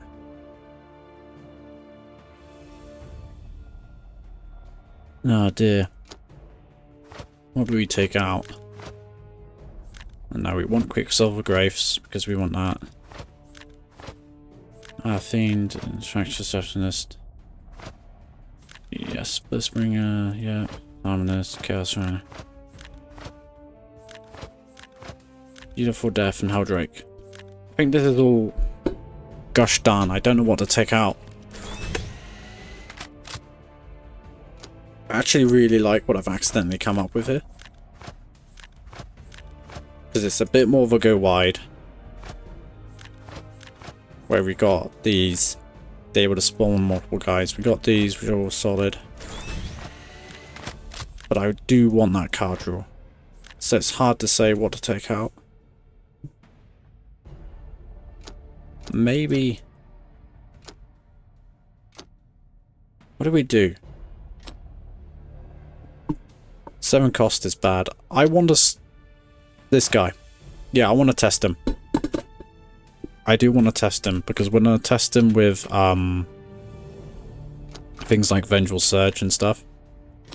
Yeah. I think he should be. I personally think he should be better, but I'm like, if I'm wrong, I'm wrong.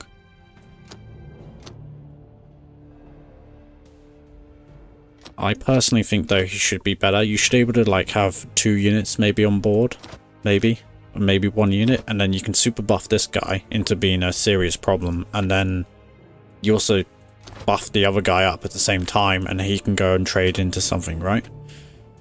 That's how I think anyway. Yes, that is what I'm thinking, but it's hard to say. But we do need that card draw. What stratagems do we want? Because we do want, if we can avoid it, get rid of Crescendo then.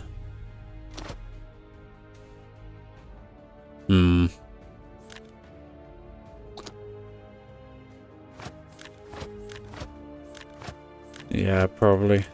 Maybe one of each. It is situational, you are right, and we do have Beautiful Death as hard removal.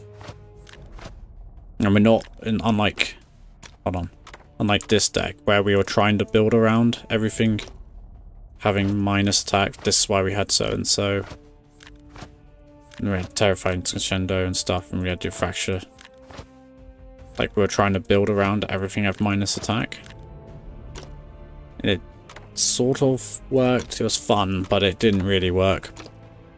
I think you're right, we need to get rid of a Terrifying Crescendo.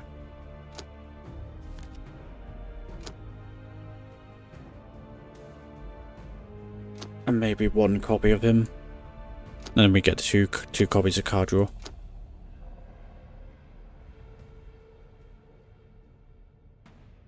Yeah, I think that's right.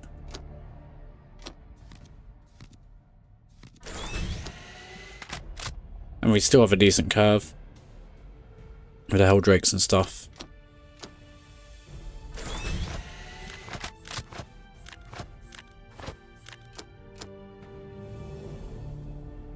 I do want to get 2 copies of this guy though. I feel like in principle he should work, but maybe just 1 might be the right in between. Chaos Rhino, yeah. I think give this deck a test. You're fun, but you don't really work, so let's delete you, and we'll see how this does, shall we? Thank you, Stilma. Attack, right, okay, that's interesting.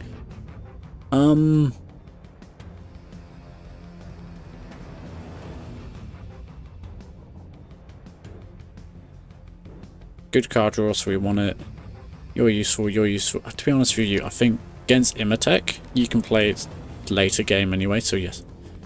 Veldras. Oh, so that's a 7 energy drop? Yeah, I mean, like, he's one of the stimulation units. The path to glory is paved with such blissful pain. So I think he does work with this guy, with the amount of stimulation we're like combat elixirs we're creating. I think we just hold back.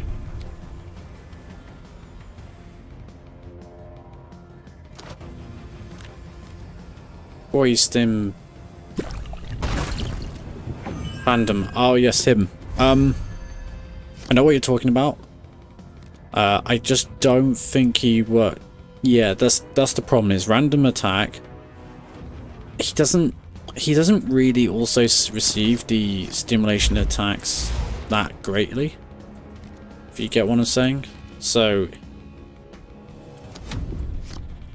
I'm not gonna get hero power, but that's gonna be fine. Whatever I have. Meh.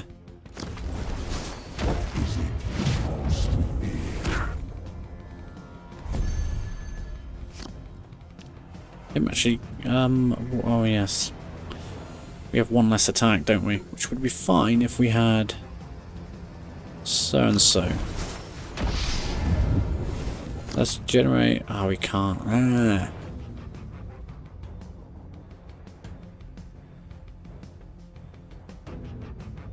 Oh, that's annoying. We don't have extra attack.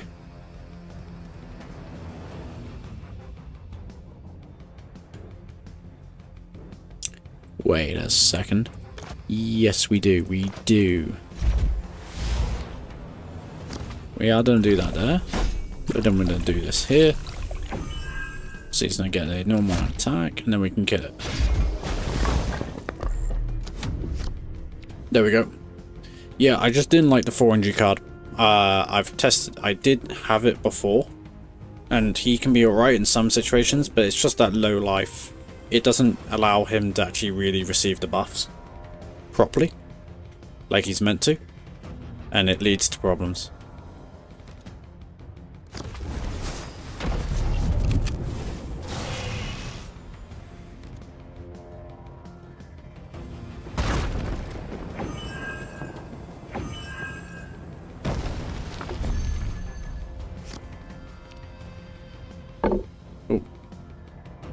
We do have hero power here.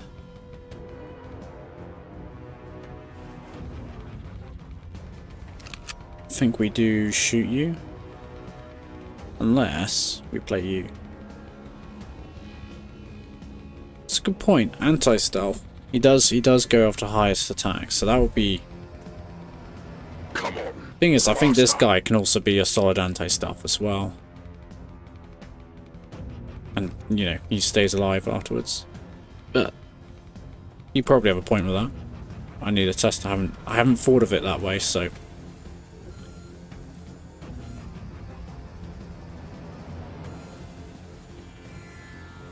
Right, if I shoot you here and then I use Ping to able to get him, the thing is I could want to buff so and so. I don't think I really do, so I think I do just shoot his here.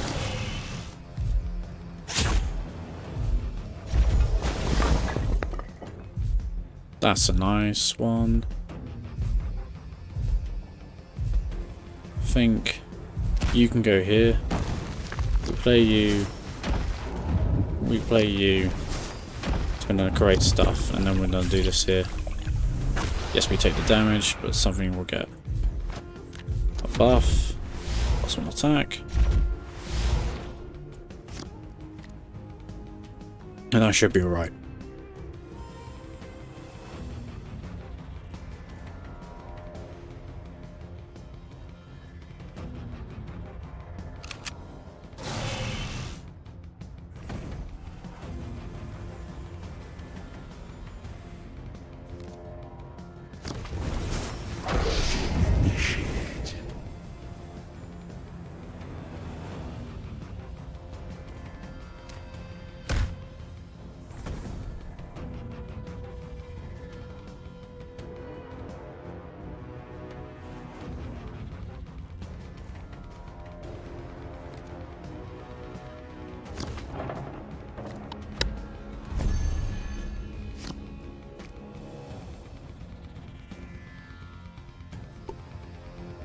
That's quite nice, having this guy right here.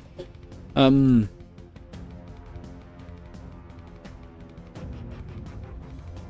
be frankly honest, I will show you the futility of your actions. nah, so I think what we do is... Come on, faster. We don't need to kill this guy. We can just play you, and then we can just play you. Then we can shoot you here. I think we need to start shooting him in the face.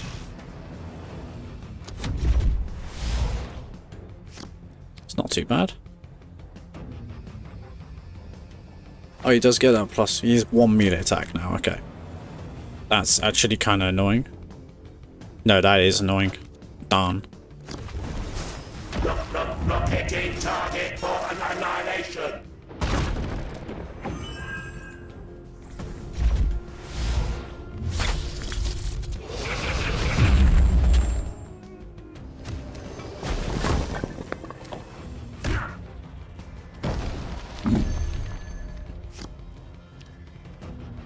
In time, I will rule every star. Okay.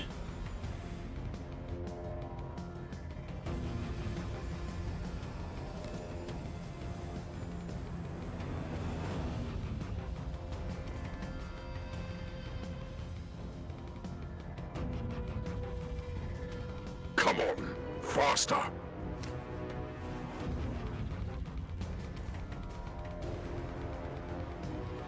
What do I do? What do I do? Play this guy? Thinking about playing this guy and then just going negative, negative, and then shoot him. I think there's better times for him, that's the thing. So I'm thinking we just do this here. And we just remove that, and then we just shoot you in the face.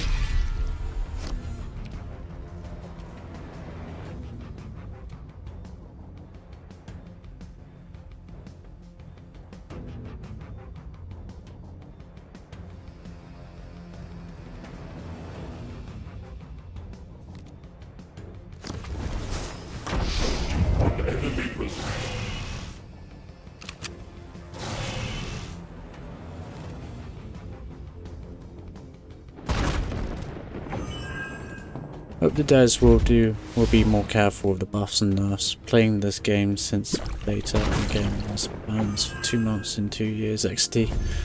Yeah. I think you have a completely fair point with that. Kinda hope they do so the same.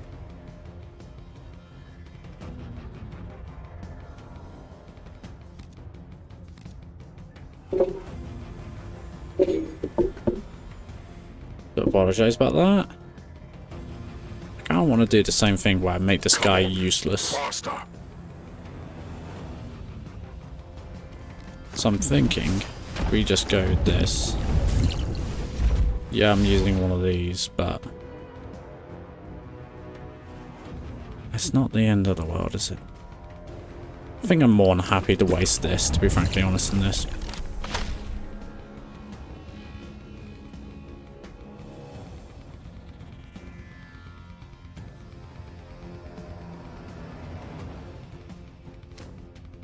And then we can just tease him by doing that. And then ping there. Yeah, I'm thinking something like that.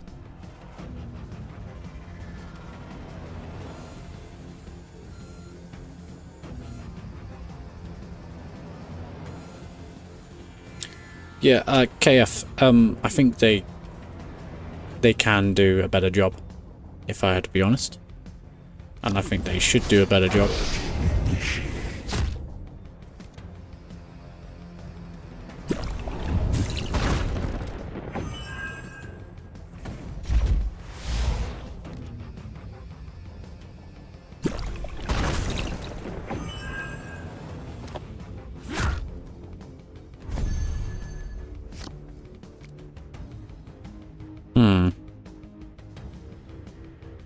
Not in the best of positions here.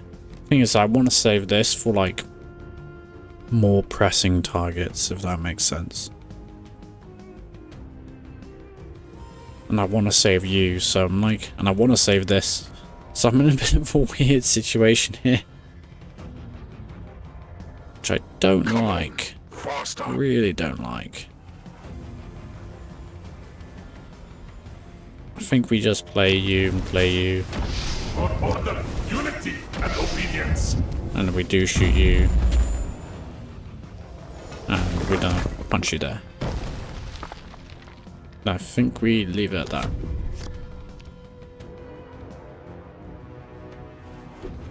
Yeah, I think they can do a better job than they have been for like at least the past kind of like if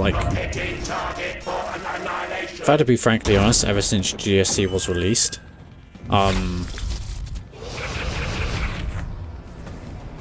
think that's when it started. When balance really started becoming a problem, where that it's particularly the cycle of there would be an overpowered faction, and then they would nerf it, and then there wouldn't. Then there would be like a brief period where there wouldn't be an overpowered faction, and then suddenly straight afterwards another faction would get overpowered because they would get new cards, and then you had to get those cards, and then and then that faction would get nerfed, and then you had to go to the next faction, and then the next faction, and then the next faction, And then you get into a cycle of just constantly chasing what is Come on. doesn't exist. Faster.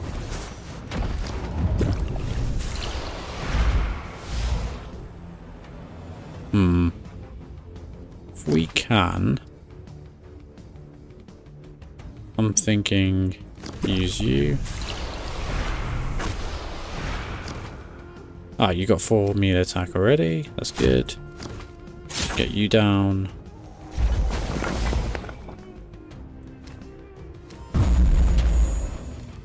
Play you, and let's use you to heal you up.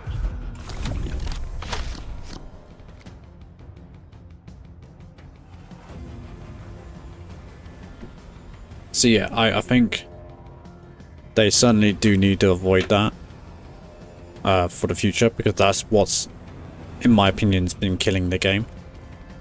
And that's fun for no one at the end of the day. It destroys the long-term success of the card makers, the Everguild making the game. It destroys the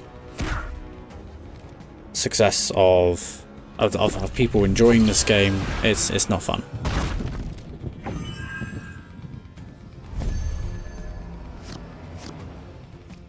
Yeah, actually, you're probably right. It is probably with so-and-so Ultramarines. So you're stunned, which is not the end of the world.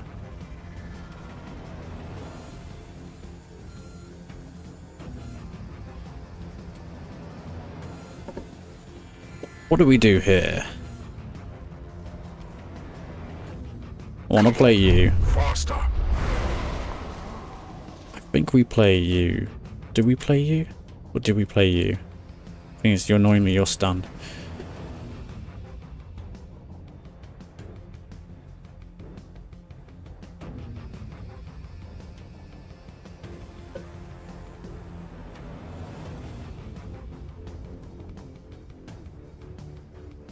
No, we have to go for one or the other, don't we?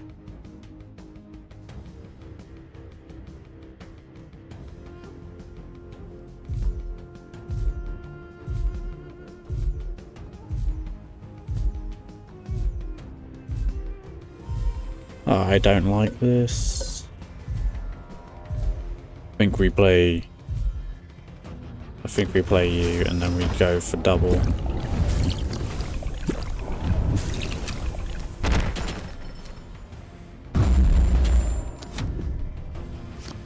We'll go from that. The only thing keeping playing this game more often is the balance.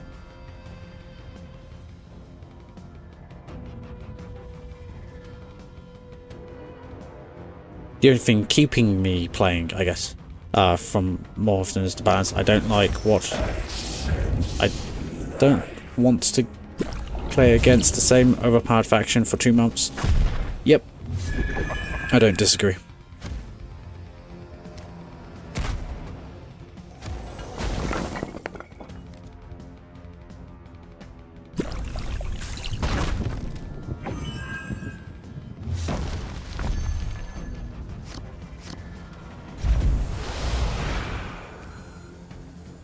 It's not too bad.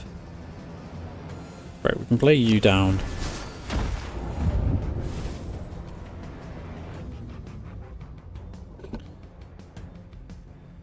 And I can play you. And I can play you.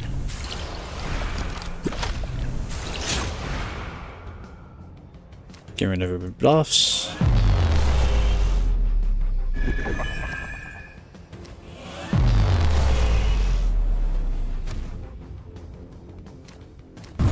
And I should have placed them in the wrong order. Yeah.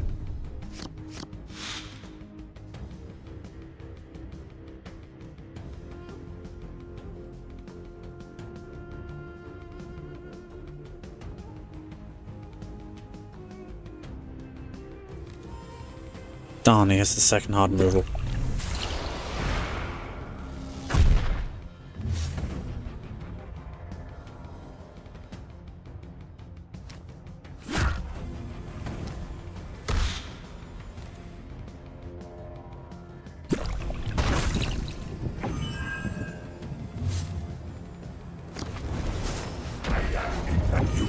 yourself to be a worthy foe. This is the exact card I was hoping for here.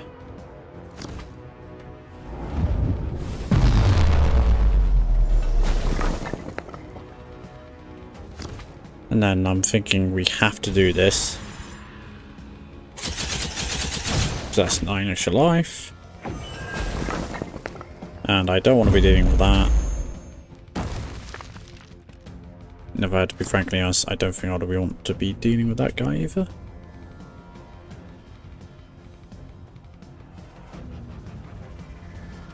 No, not particularly, so we'll be doing this.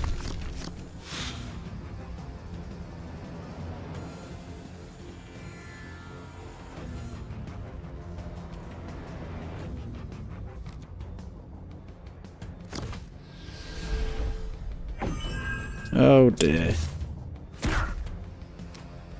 Looks like we're not going to win this one. I will rule every star.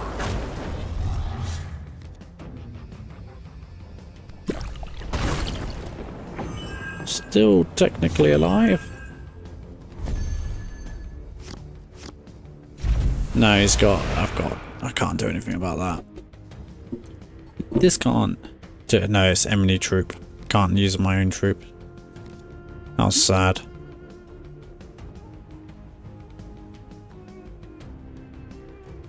No. No way we can win this. Go out on our terms. GG.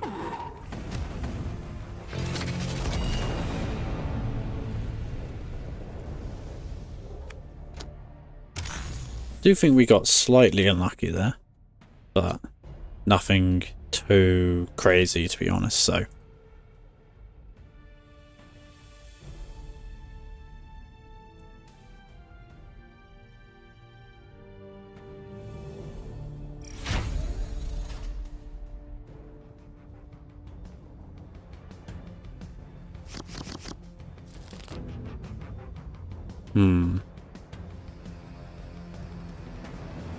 Playing against GSC.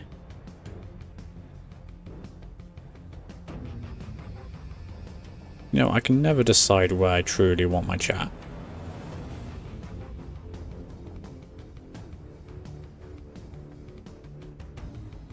Right, oh dear, that's done. Kelamorph, how are you doing? With such blissful pain. Only those blessed by the Star Children will know real freedom.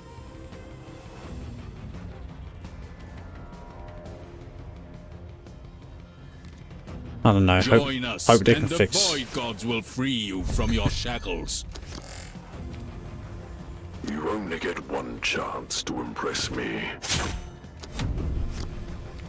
Hope they fixed the ranked ladder system so it's not as grindy the hardest. Or put some kind of tournament system that has special awards. So comes the moment of deliverance. How? We are without number. So you are, I guess. Now I don't really have a proper solution for you. No, I don't. If I play you, you're just gonna die, aren't you? So I think we're just gonna draw cards.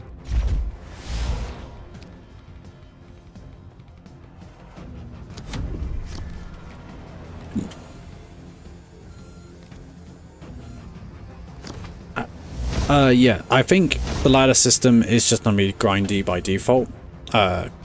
Real. K-real. I think that's just gonna have to happen. Unfortunately. Let's get rid of... You will die to that. I don't have Flank Play, don't have so-and-so.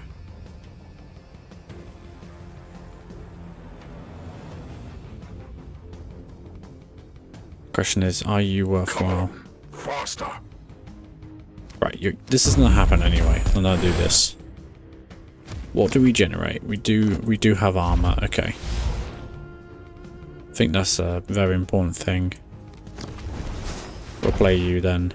I like the idea of healing. Do you got melee range armor?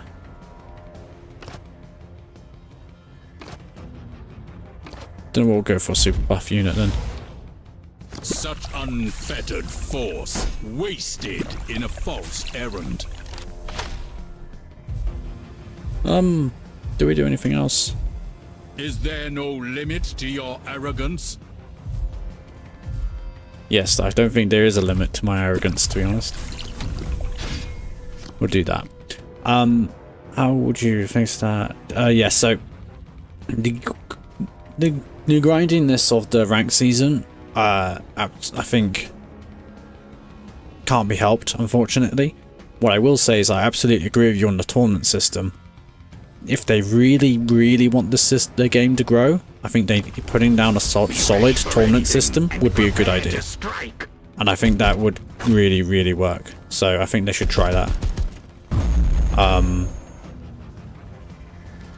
How would you fix that? Only by limiting the number of games daily that would be played on ladder. I think the game would need an increased player base. If there was a rank season for draft, I would play only them.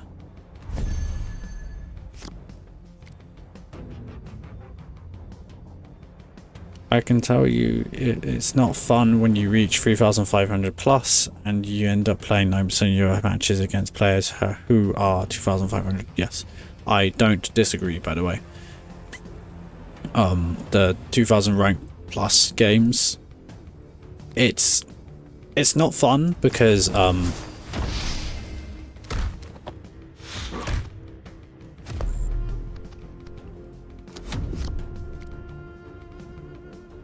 for several reasons. For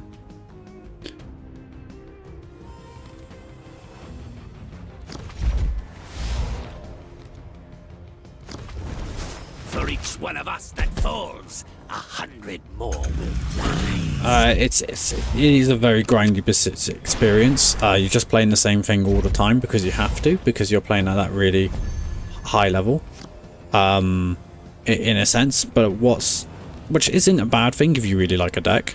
That's where, you know, you kind of have to like a deck to get to that 3,500 and play it well. But what you're specifically talking about is when you play against 2,500 players, and it's that state where you feel really sorry for the guy, but you have to do what you do anyway, because Come on, faster. if you don't, you will. For example, if you lose to a 2,500 player,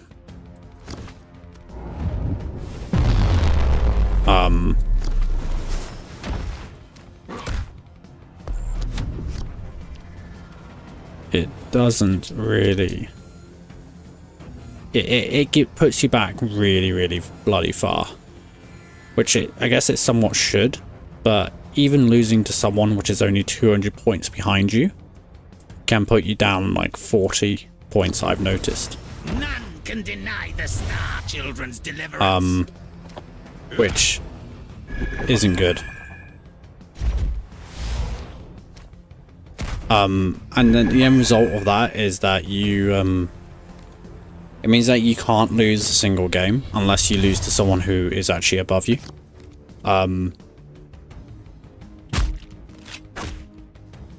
And it's not fun, because then you end up taking these two people which are 2,500 for some reason why you get matched against them. And then you just have to... You kind of just have to... just put the ground hammer down and just absolutely destroy them.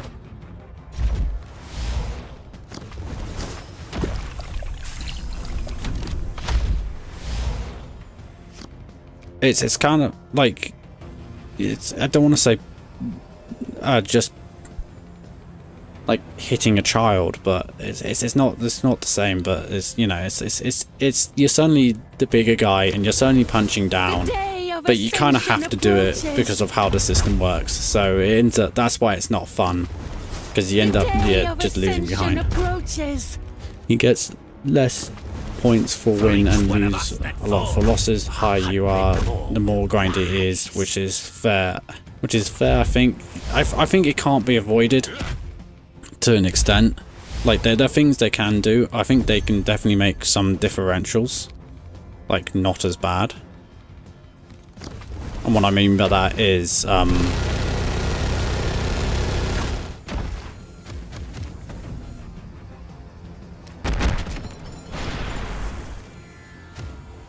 Such unfettered force, wasted in a false errand.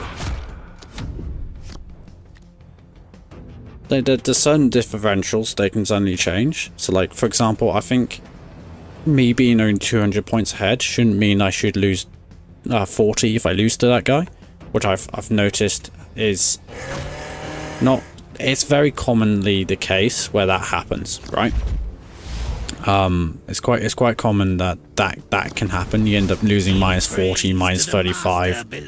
I think if you lose to someone who's only 200 points behind you, you should get like minus 20 to 25 to 30 maybe. But then you shouldn't win as much. Typically you end up winning like 35, maybe 32. Maybe you should only win by 25. So it should go both ways.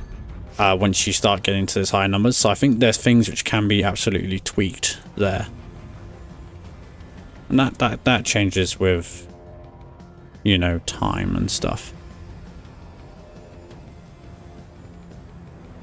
Let's get you down. Let's play you. And let's shoot you in the face, I guess. Well, I noticed that playing against higher level players of the same caliber as the lower players who at the higher level players are less risky and play safe, while lower players will do stupid plays. Like say Space Marines matchups, people will throw on orbital bombardment willy-nilly. Common with higher level players usually don't turn it on because there's a high risk of it. I mean, other games I play, really like Mechabellum is that I can find a game at high MMR level at any time, and the point spread is at most 200 points difference in MMR. Yeah, that's, I think, kind of, it could be the player base. That could very much be a player base thing. Come on, faster. Don't know exactly what to do here. Problems you got so and so. Take you out. Which I can do. Nah, this is my best play.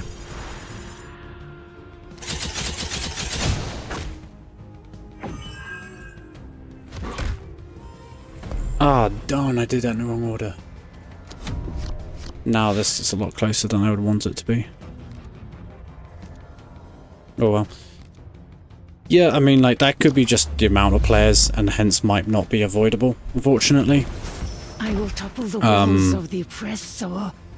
I think I've lost this game. Something needs to change about my deck. I've done that in slightly wrong order, but not the end of the world. I mean, I think it's still one anyway, to be frankly honest. I don't see what I can do here.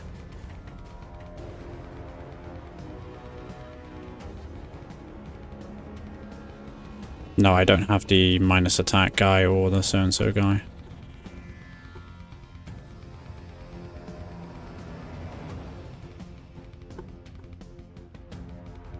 Come on, faster. I don't see what I can do here.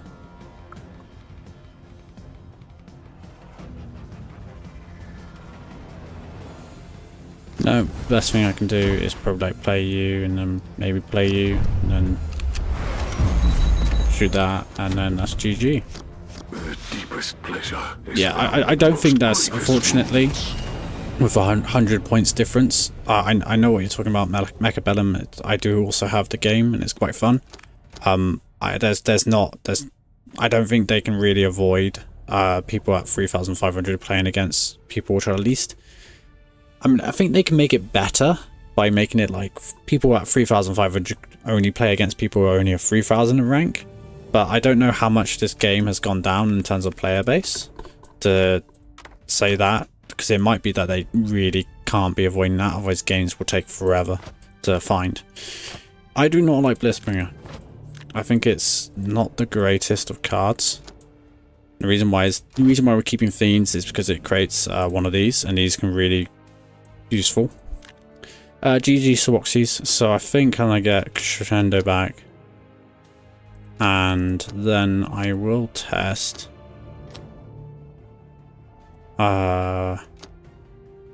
where's the guy? Where's the boy I'm looking for?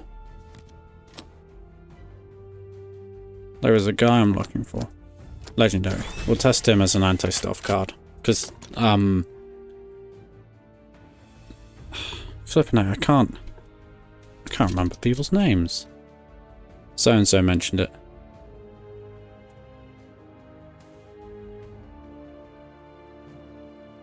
Stelma. Flipping heck.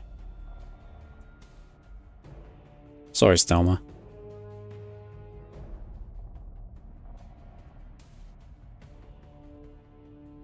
You mentioned it as an anti-stealth card, so we'll test it and see how it goes.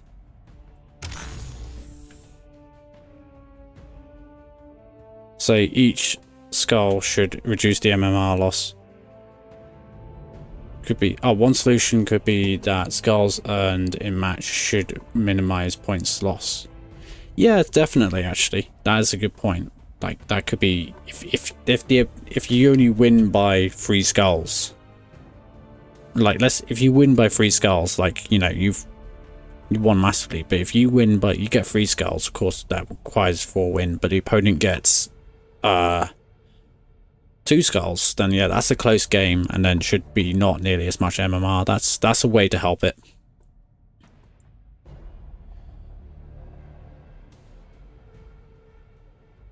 I never really liked the win streaks. Like, I get why it's that if you really are better than your opponents at your MMR level, you know, if you get on a win streak,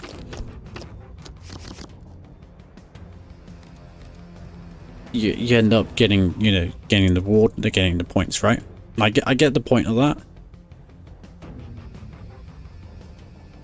But the path to glory is paved with and the idea is you rank up really quickly until you find a point where you're actually at your appropriate MMR level, right? I think that's the point of that, but I've never liked it as much, personally.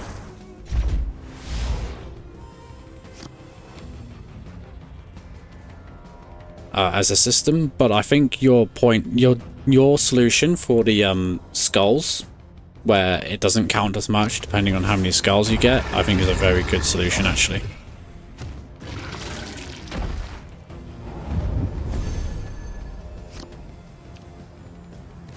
I think what we want to do is this here. We'll get that done.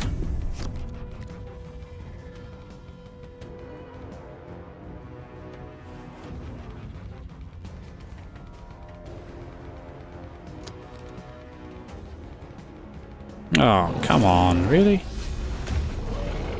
I guess it's not. No, he does live because of course he's invulnerable. That's not good. That's not good at all. Okay, we don't play you then.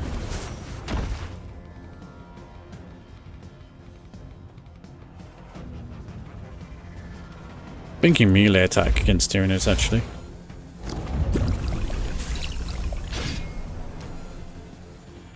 And I will do this.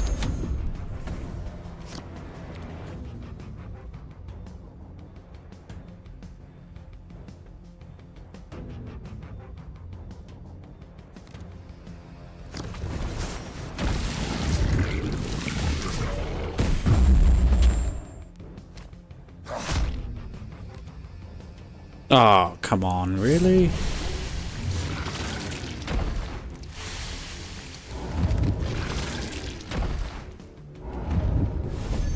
That ain't good. Flippin' heck. That ain't good. Let me shoot you here. That's got to happen. Frankly honest, I think we just do this and we play so-and-so.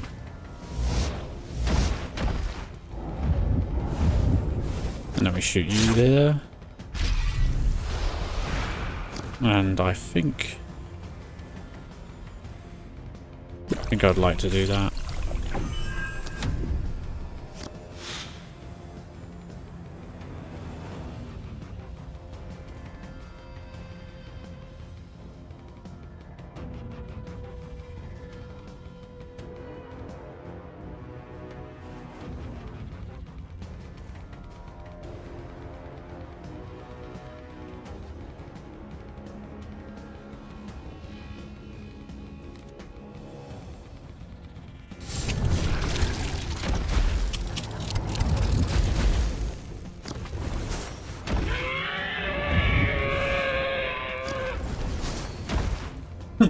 Excuse me. Resume you then use hero power. The question is where? There. Yeah. Man, I've never seen Swarm Lord go particularly wide before.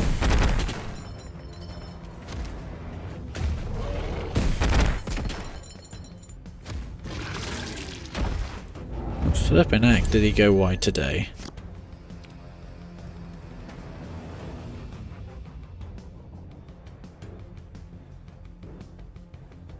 I think we need to somehow cut the source off.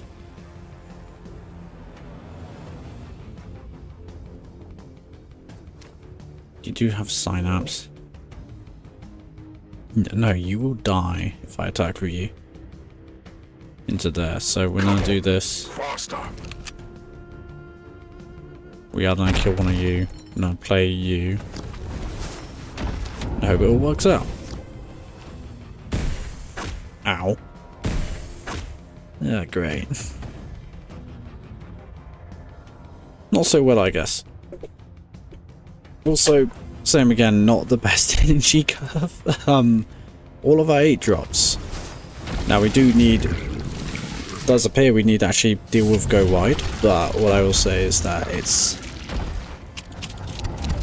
anything else would be better right now. He's just going face, flipping heck. That stealth turn was huge for him.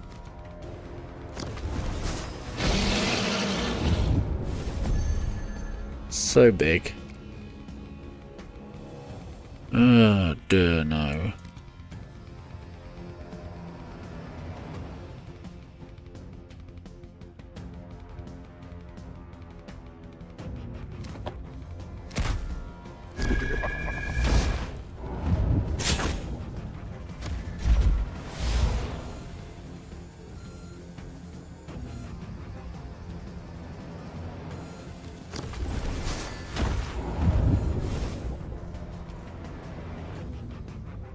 Ah, flipping egg.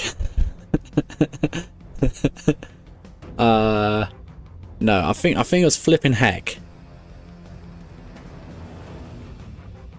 Flipping heck.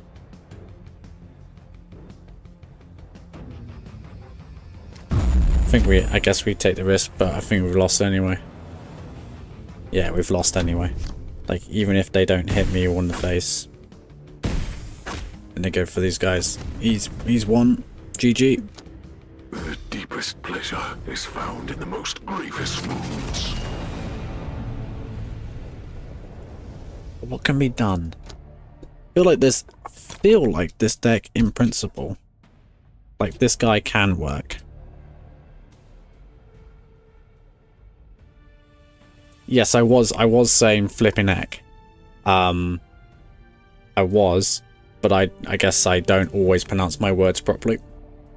So, hence, flipping egg came out.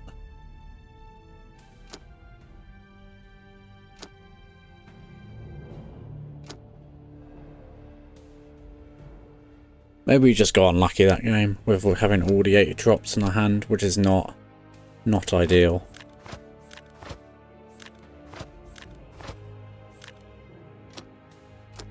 Not ideal.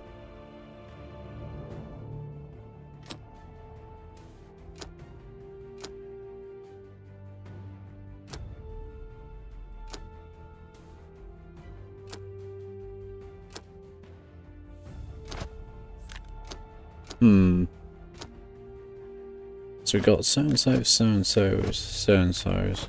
We're definitely keeping you, keeping the card draw. You're staying. I think you're staying as well, yes.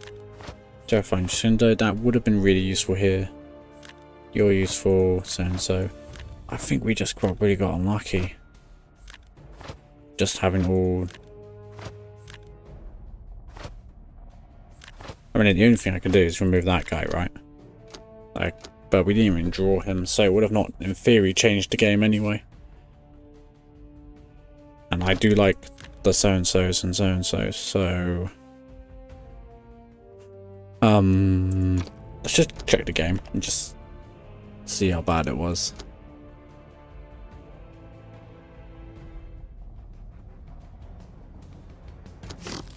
Right, yeah. It doesn't feel like a bad start. Got so-and-so. I played so-and-so. He then had Apex Predator, which is a perfect card for this situation. Now so-and-so, he didn't do damage in his stealth. And then I only had high cost cards for... yeah.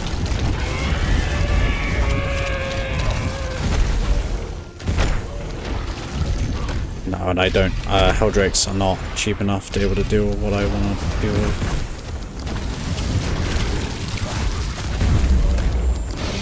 By then it's too late. Because I don't. Oh, I only have 8 energy cost cards. Don't play the game since a month and a half. What's the meta now?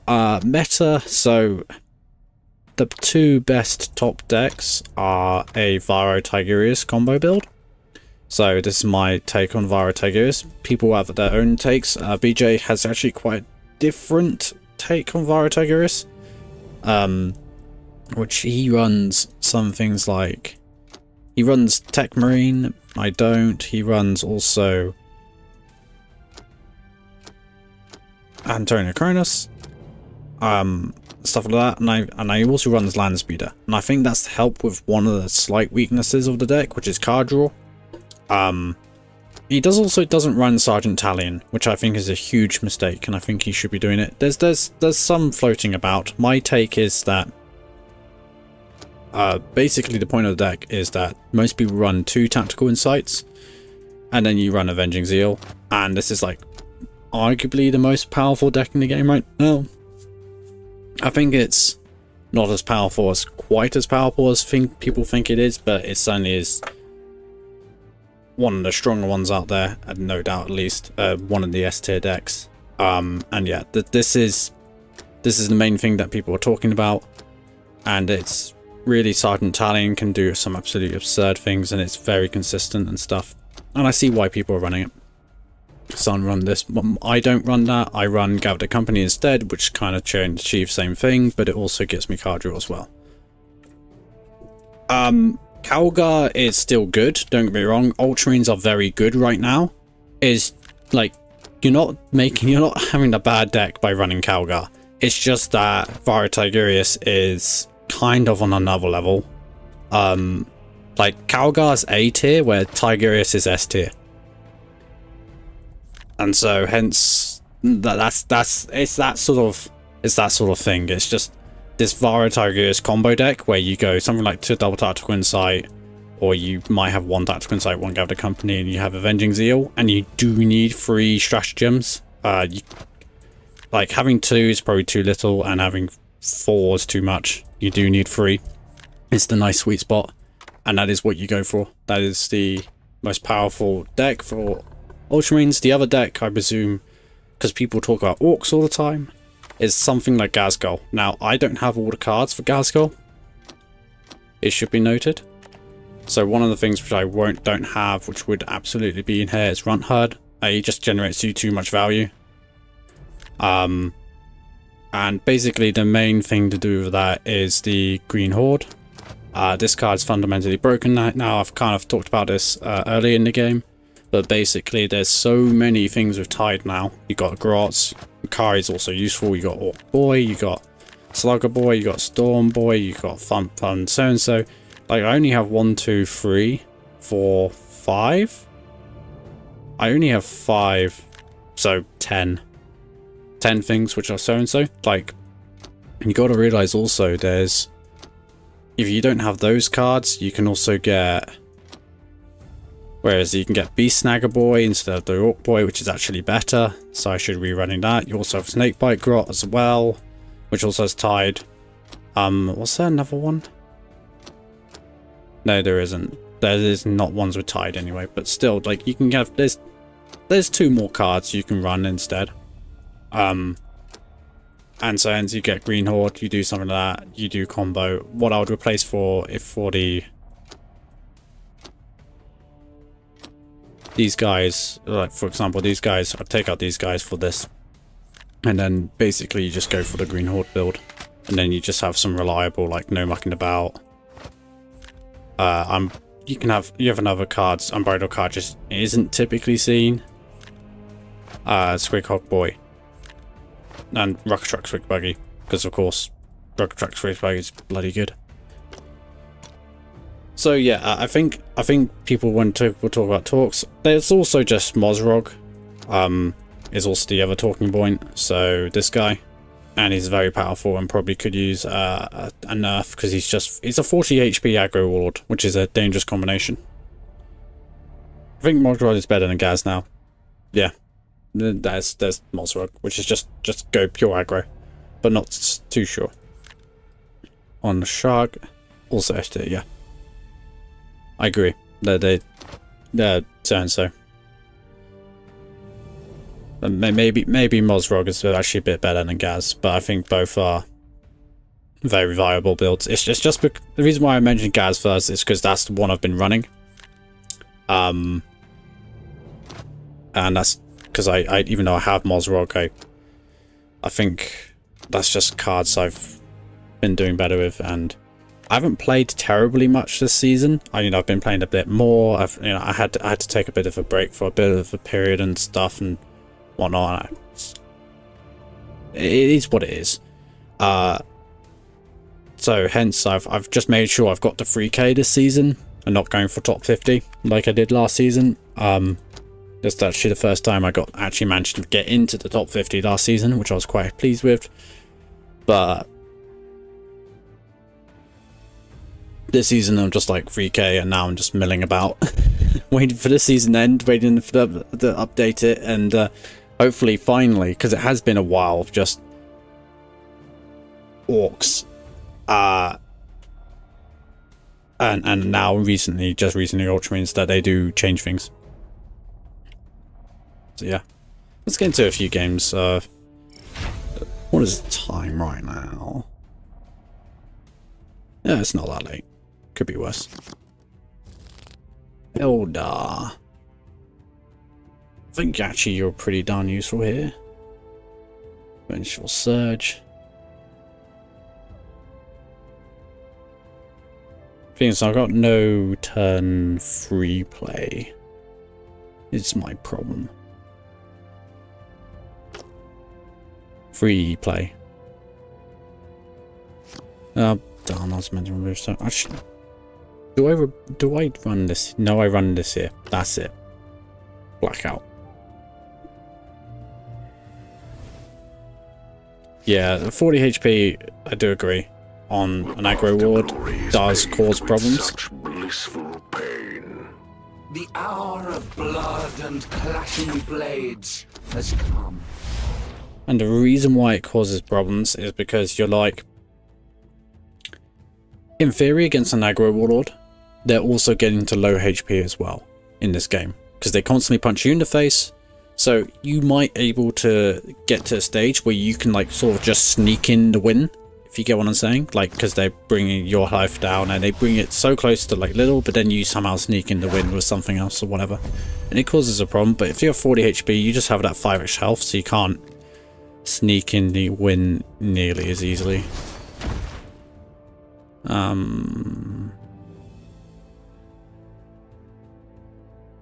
think when I keep the armor,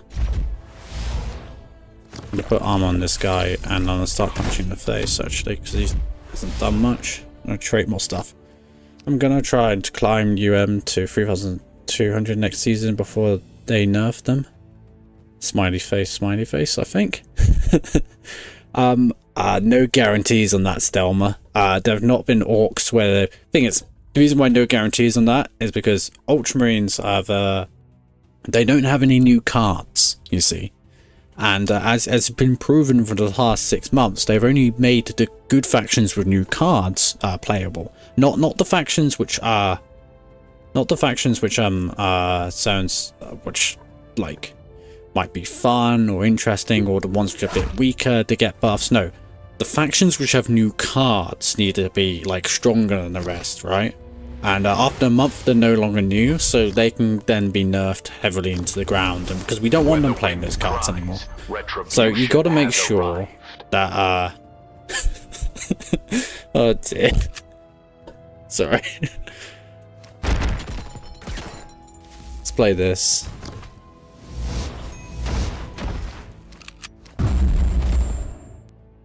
And I think I'm just gonna do this here. Just give a shield back, and then that should be good. There we go. So yeah, you need a so it's for that reason they're probably gonna get heavily nerfed next season, and you're not gonna be able to play them. So, you know, best of luck, but you're probably not there. 3,200 is probably in the max.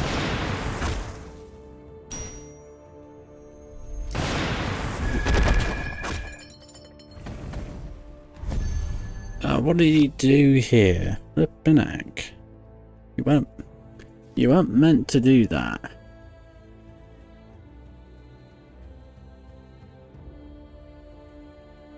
Oh yeah. No, this season perfectly fine, right? That's not what I'm saying. I'm just saying that next season they're gonna be terrible.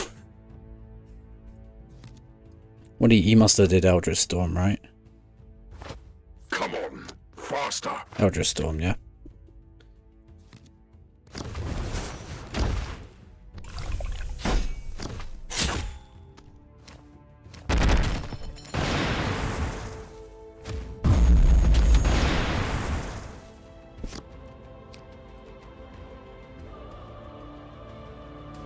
Nah, I'm kidding. Hopefully they do a good balancing session where they change, not Vara Tigurius, but maybe even Vara Tigurius. They change Swift demise.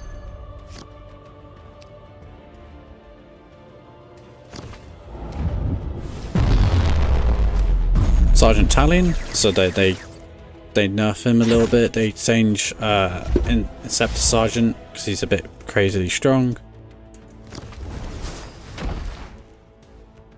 And hopefully they, you know, like maybe do something about whatever else, right? And they balance it so it's not nearly as oppressive. Oh right, yeah. Before the balance, I'm gonna climb before they nerf them. Oh, I see. Right, yes. Right, yeah, because you give that. Hopefully they actually bring the balance patch out like straight away. And that's what I'm hoping for, but no guarantees of that, I guess. I think what I want to do is this. So I get your thingy trigger. But then I do this. And I don't really want you to die, so I'll just shoot you here. And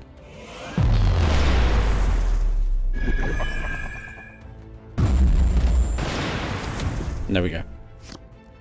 Yeah, I know what you're saying now, right? Yeah, get them to 3,200 before they nerf them in, like, you do that in like a couple or 2 days, and then we have a 3,200 Ultramarines deck. And then hope they're not so badly nerfed so that you can bring them to 3,500 afterwards, or something like that. I see what you're saying.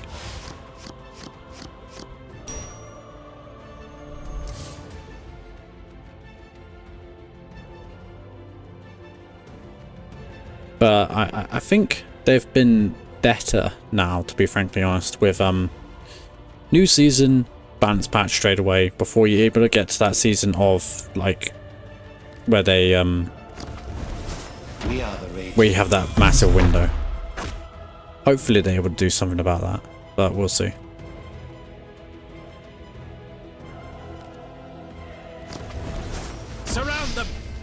Strangle them like the serpent. Do you have a Banshee?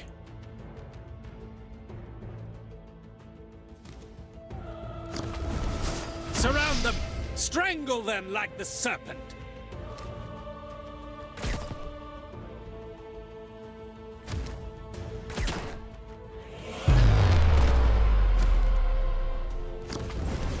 We will protect the craft world. Hold still.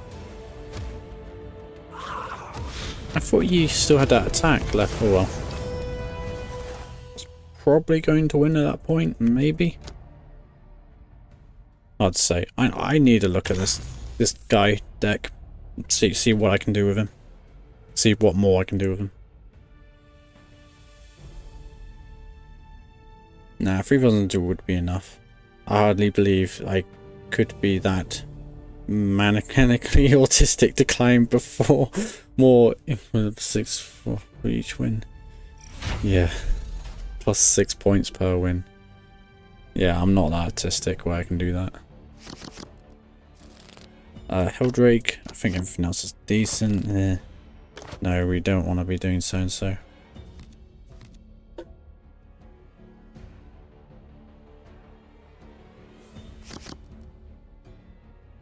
I only said 3,500, didn't I? With such blissful pain. Just want to check.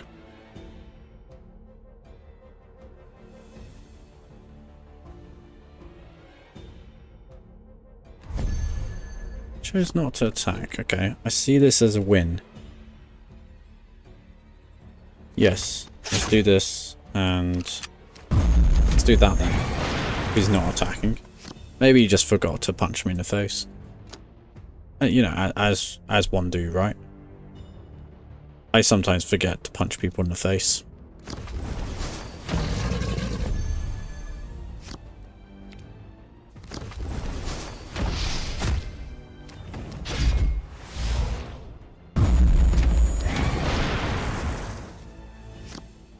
But if it's not done punch me and I utilize his range attack against him, I imagine they won't nerf UM too hard. We'll wait and see on that. I can definitely see them going and panicking and going just like heavy nerf. I can also see them almost doing too little. What I can't see them doing is something in between, right?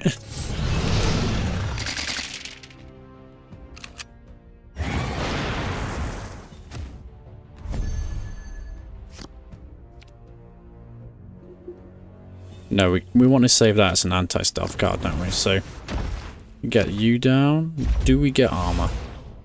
No, but we do get heal.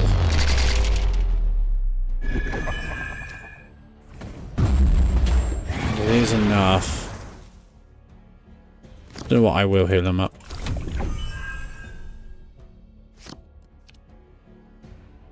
Forget the name of a guy who played only Swarm Gaz the whole season and gets a 6k Targil. I think it's Targil.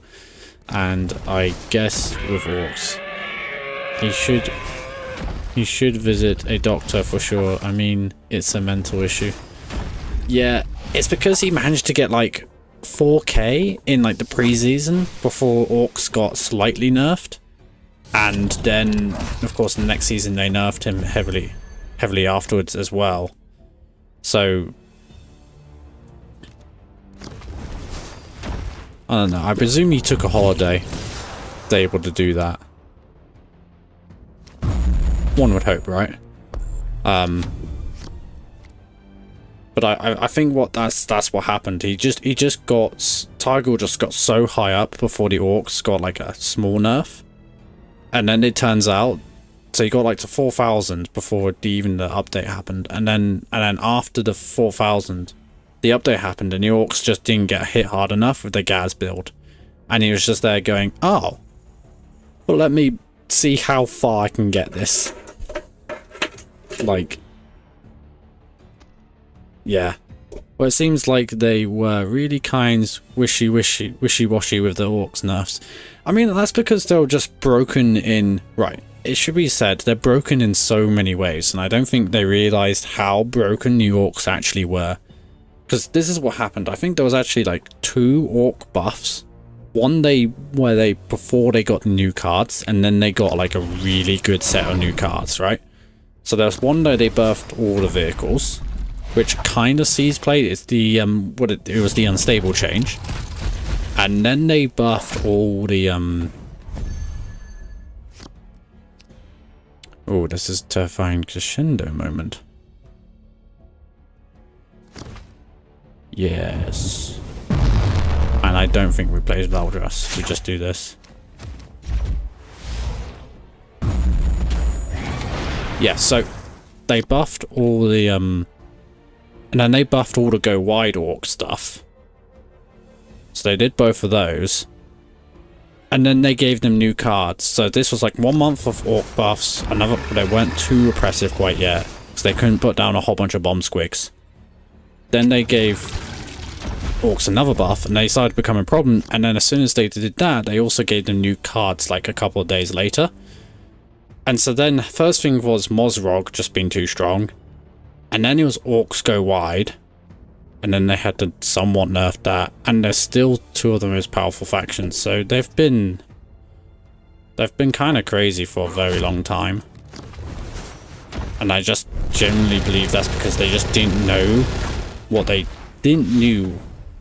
I can't pronounce my words, but they just didn't realize what they created was so crazily on a whole nother level. So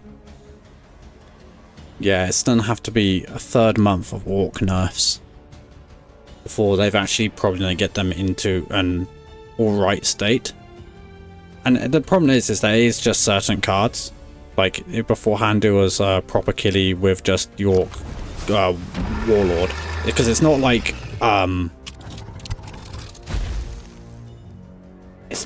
what's this game? Gordrang. It's not like Gordrang's too aggressive.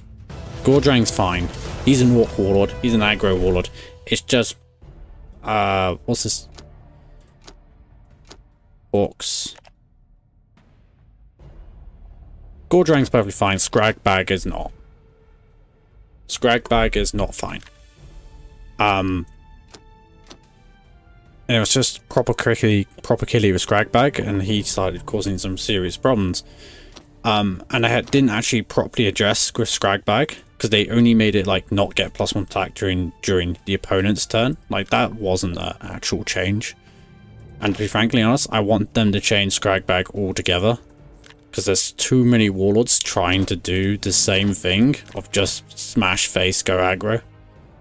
And that's not including somebody I don't have, which is this guy. So yeah, and then there's also the Green Horde, which is probably something they just didn't realize either, which was just way too strong. Like, I genuinely believe, I don't think Everguild has a guy which goes along and thinks about things competitively, and how just properly thinks, just sits down and properly thinks, how does this competitively, how do you utilize this to just like get the absolute best value for cards out of this. And I don't think they have a guy which actually goes along, sits down and does that. They like go things based on game mechanic feel and stuff like that, and they're really good at that. Like, they're really good at making flavor of cards. They're really good at making those sort of mechanics. They don't have a guy which actually sits down and tries to break the game at a fundamental core. And so hence they've decided discovering this.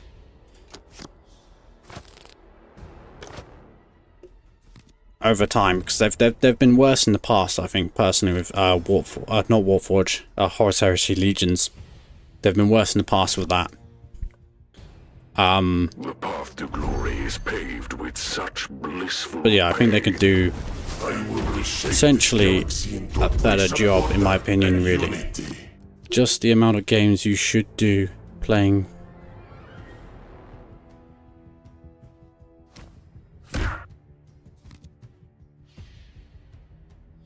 Yeah, like, oh yeah, yeah, you're talking about the 6,000 so and so. Yeah, absolutely. Like, it was kind of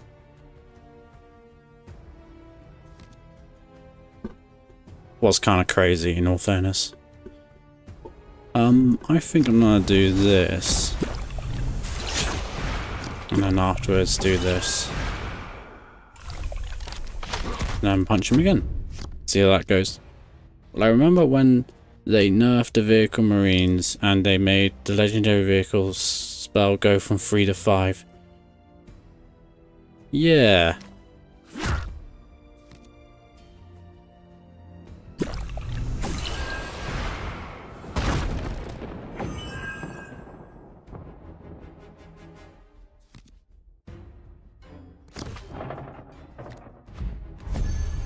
Oh, hold on, I'm just trying to... Oh no! Why did I... Ah!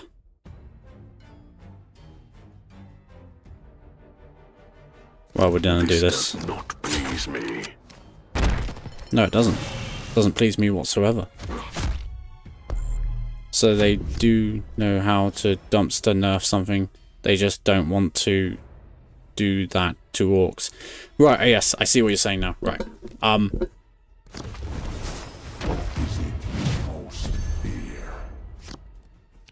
Yeah, they do know how to do it.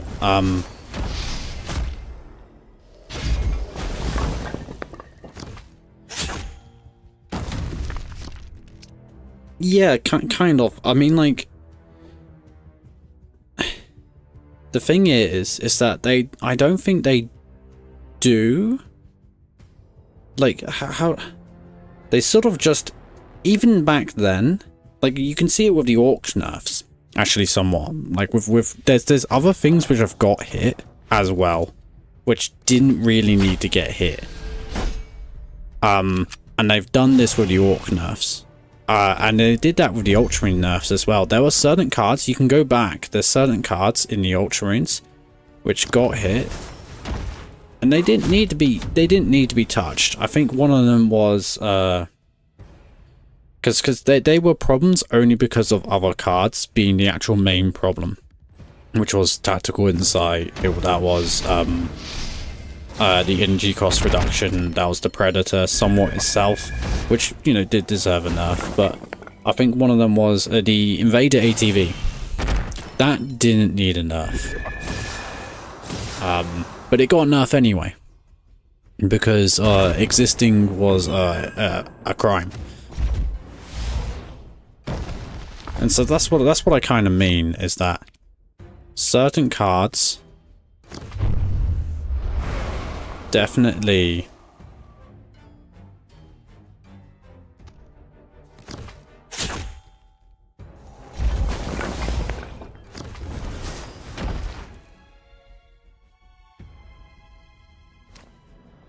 took strays when, and so hence I actually genuinely don't believe that they fully do have a guy which goes along, sits down and says, how do I break this game? Which is something you do need from your team. If you don't balance a game like this, you need a guy which just sits down and goes, how do I break this? How do I, like, just do absolutely the most worst thing one could imagine?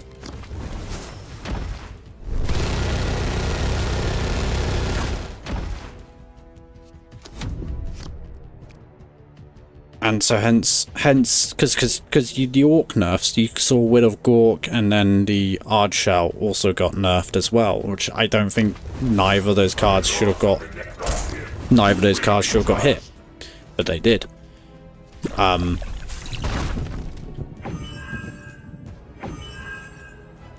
So it's I'm not saying it's the easiest job in the world. Don't get me wrong. I don't think it is. But I think there are better things one can do.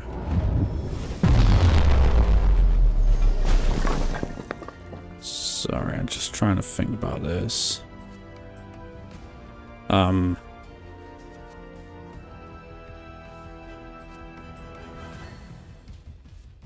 Yes, we play you.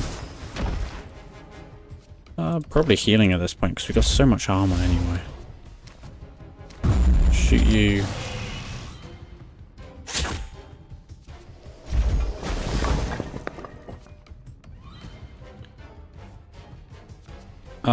So.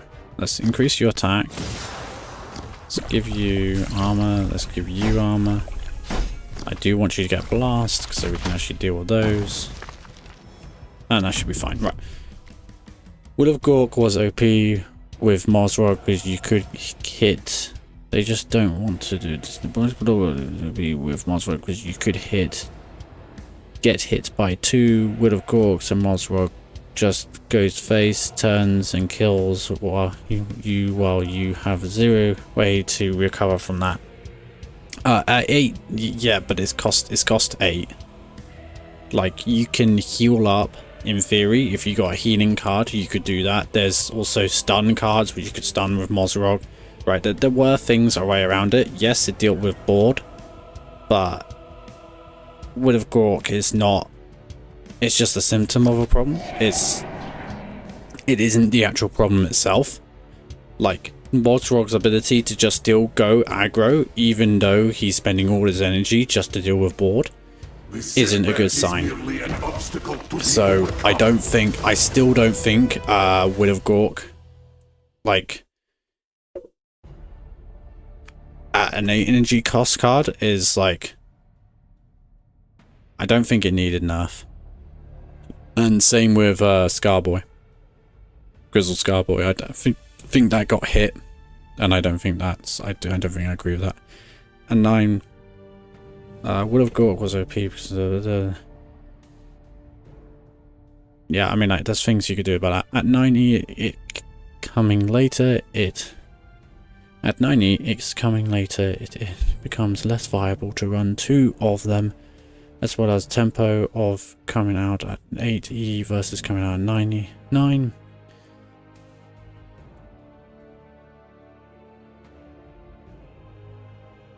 Yeah, but right, but there's the fundamental problem, right? The problem isn't at 8. The problem isn't. You say, well, no, you make the argument. Well, let's say at 8E, orcs gets you around 15 HP. The problem isn't that at 8E they can Will of Gork. The problem is that around 8E they can get you down to 15 HP. Or less.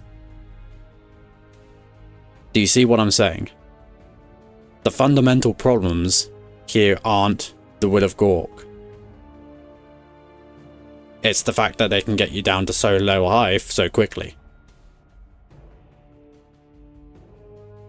You are then in execution range of certain spells, that's Warbreakers, and Will of Gork enables the orcs, regardless of Warlord, to hit you in the face and then execute you. I get what you're saying, because then you can't play Vanguard troops. The counter that though, you could do things like, for example, Ultramarines. I know Ultramarines, but Ultramarines Assault Doctrine. I actually had a decent win rate with Titus into that specific, but that specific matchup. It was probably one of the best. It still wasn't favored, but it was probably one of the best things you could do was playing Titus during that meta when Mozrog was stupidly overpowered. And it was just a control, like just maximum health game. But the main thing you could do then was just go gain more life. And I get what you're saying, but I still think it's the fundamental getting you to 50 guaranteed to get you to 15 HP by 8E, if not less HP by then, is the fundamental problem. Will of Gork just slows the game down for you and also for your opponent, because he's still only doing 2 damage to you if he doesn't use his hero power, which if he was Will of Gorking you wouldn't be able to do. So hence he would just be behind. It just gives you more of a chance to get some actual resources and stuff together. Don't get me wrong, it's a strong spell and it does do what it says on the tin, but I don't think it's, as I'd say, I don't think it's the problem. The problem was the it's the aggro potential. It wasn't the controllability of Will of Gork. Now, is Will of Gork a terrible card at 9E, suddenly at versus 8E? No, it's not a terrible card. It's just alright. It still kind of does the thing, kind of. I mean, like, one of the I think it's only more playable than what I'd say is the other orc card, which is Grizzled Scarboy. I get it. This should still cost 5, no doubt, because Will of Gork, regardless you play at 9 or 8, still clears the board. It still does the thing that it says on the tin. Grizzled Scarboy,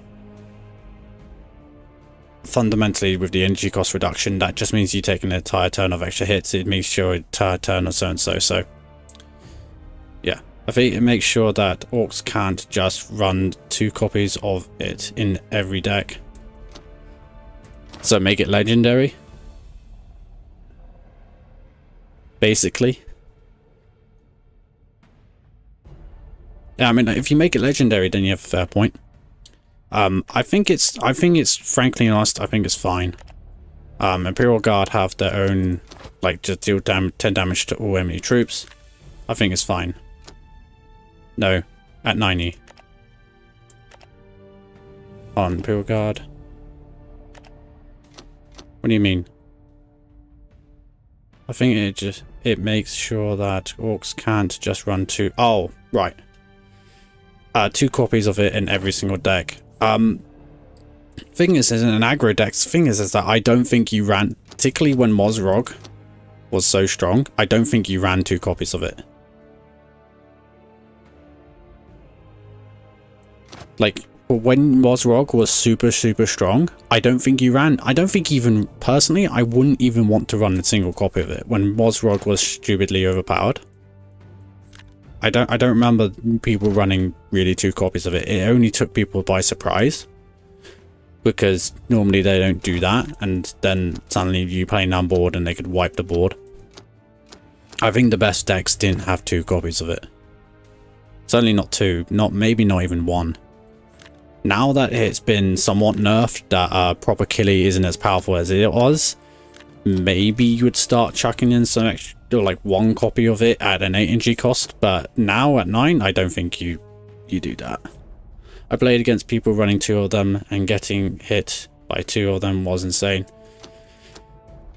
Yeah, but that's because orcs in general were insane. As I say, your fundamental starting point is that they're able to get from 8E. Yeah, 8E, they get you down to 15 HP when they're still on like 30 or something. And they're still able to keep on going aggro afterwards. That was the fundamental problem. It wasn't Will of Gork. And I think I will die on that hill if I have to.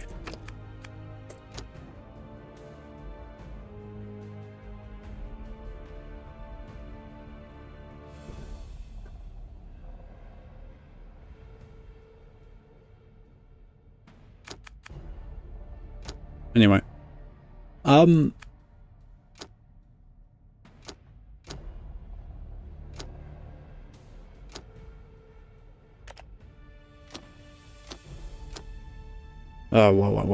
Where am I? Sorry, I've just...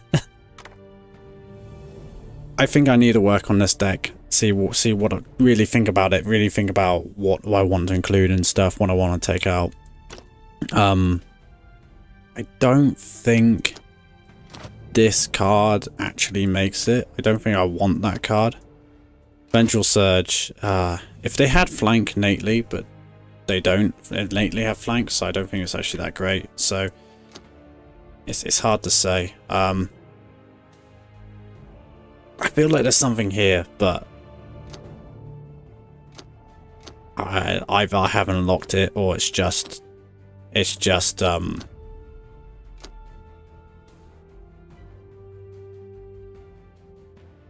not quite doable, which is a real shame if it's just not quite doable, but that might be just the case. Yeah, I feel like there's something here. I feel like key units are like these guys, which can just make things just not have attack characteristic. Maybe I should try this, I don't know. Not this, sorry. This at some point. There's things I can do. But yes. Anyway, I think... who is in the chat? Is there anybody left? Should I play one final game? Titus. I think we'll play one final game of Titus. Because Titus is fun. I want to show off my Titus deck. I know, I think I'll call it there.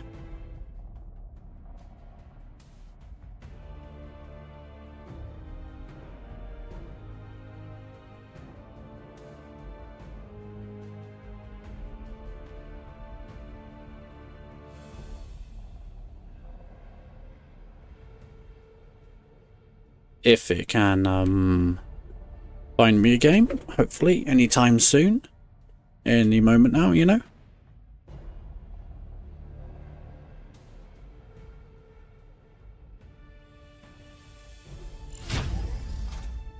I think it's found me a game.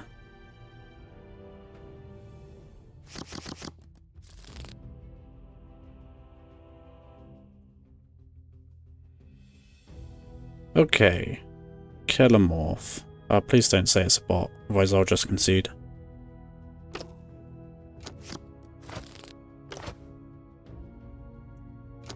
Oh no, it's not a bot. Good. We are the Emperor's chosen. From the wastelands of Damnathor, we rise to claim our freedom.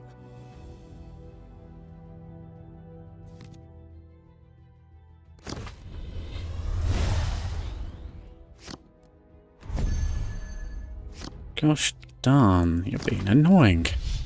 How dare you. Now, not Kellamorph.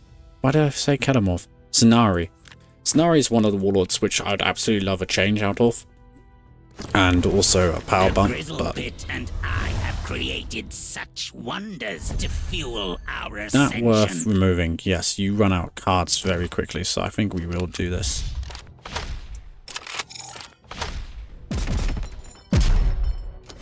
Do that.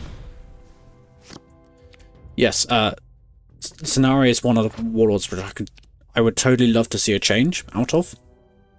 With the Slay ability instead of creating sabotage, triggering the ambush, and then you can get a +1 range attack back. Your fate is sealed. And I think that would be so much more fun and interesting, in my personal opinion. We do blast, and that's because... no, it's in 2 HP and it can't stun me. In principle.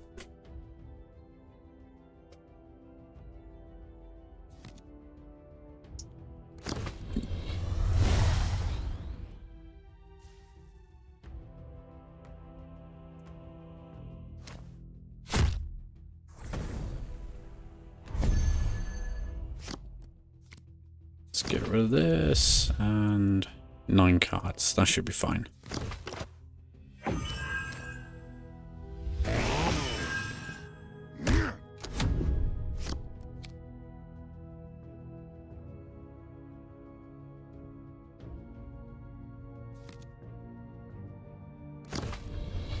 Oh dear.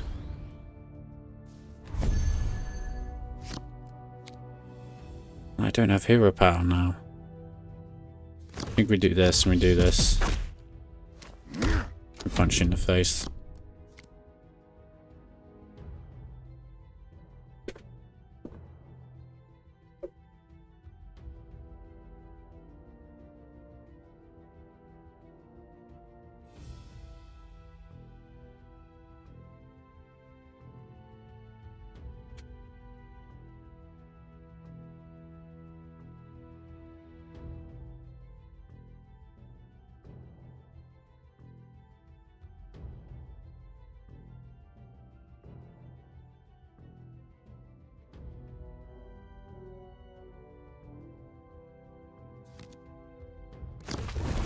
The trap is set.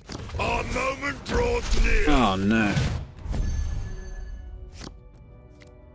Okay, we are at a stage where we can get Assault Doctrine off. Can we get...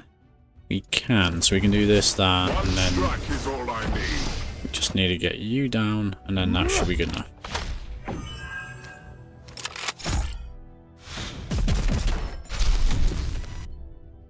And I don't need to use Hive Factory, because I might not get Assault Doctrine next turn.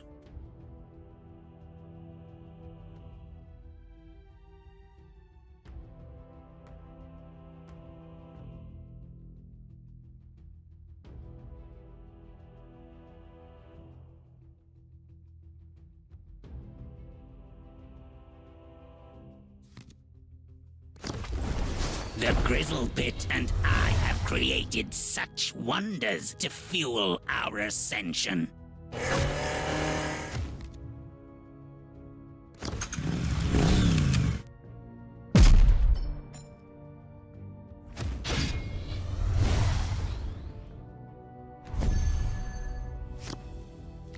Okay. Don't have hero power. That's not good.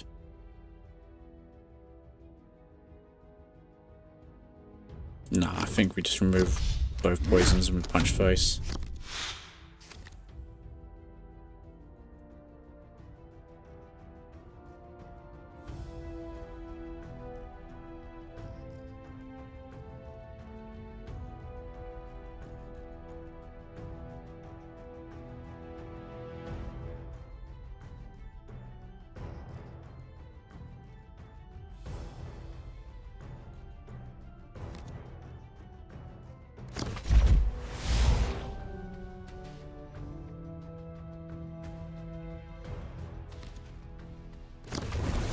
For each one of us that falls, 100 more will rise.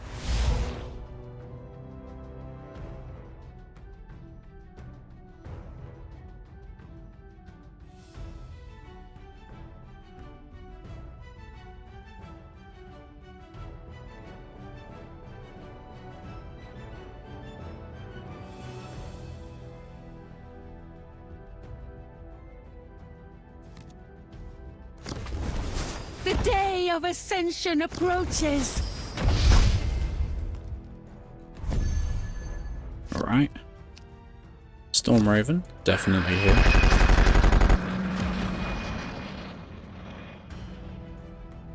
Yeah, we think we just go blast. Oh, shebang. Do that there. Point back shot you. It's all good. Are we not able to get hero power next turn? It's not the end of the world. We are doing quite well anyway, to be frankly honest. Oh no, that's not good. Nope, he's make me not able to draw cards. That's not fun.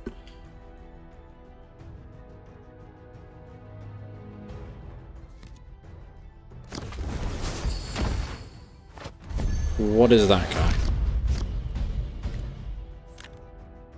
Okay, so he played 2 energy, 4 energy, this guy. Now, if that was a so-and-so, this could be a so-and-so. This could easily be a so-and-so.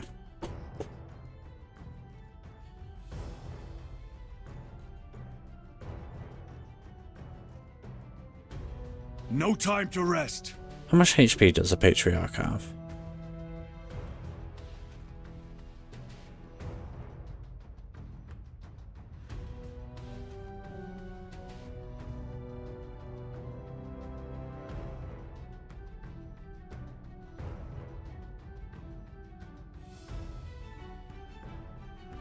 Don't want to have humanity shield here. And play this and play this. A single perfect It's not shot Patriarch. to Okay. herald our ascension.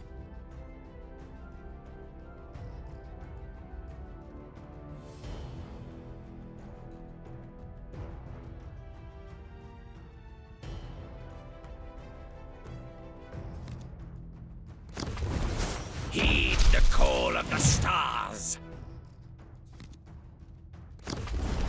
To me, children of the Grizzle Pit. That's a problem.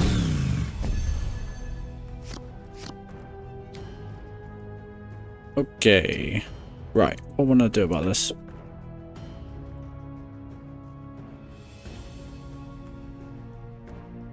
No, that's a big problem. I think we're gonna do you. Ready your jump packs? We strike now. And then we play you. And then we play you.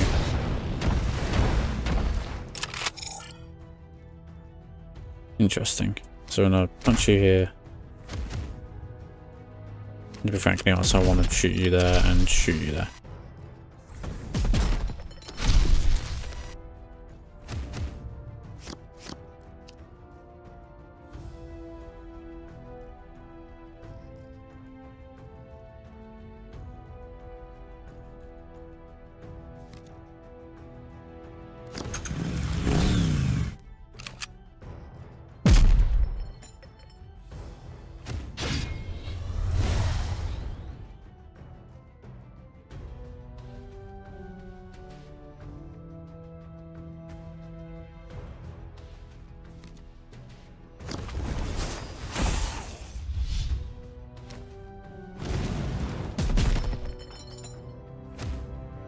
I think, if in all honesty, that was a slight waste, but he's somewhat running out of stuff.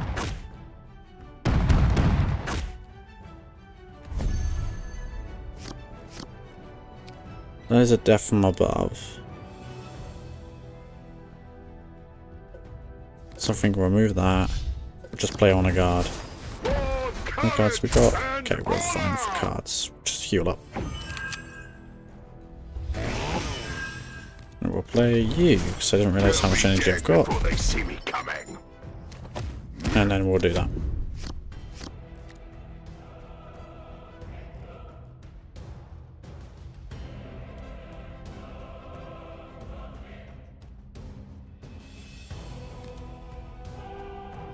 Eve of the Uprising.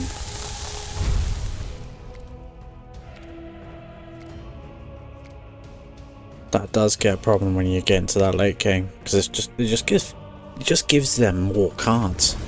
For each one of us that falls, 100 more will rise.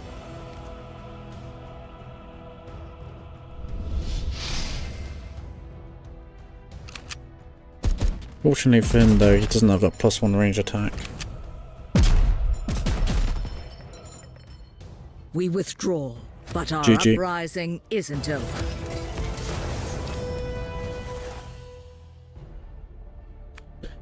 Anyway, that will be me for today, I think. Hope you all enjoyed, and yeah, I'll see you all next time. Have a good night.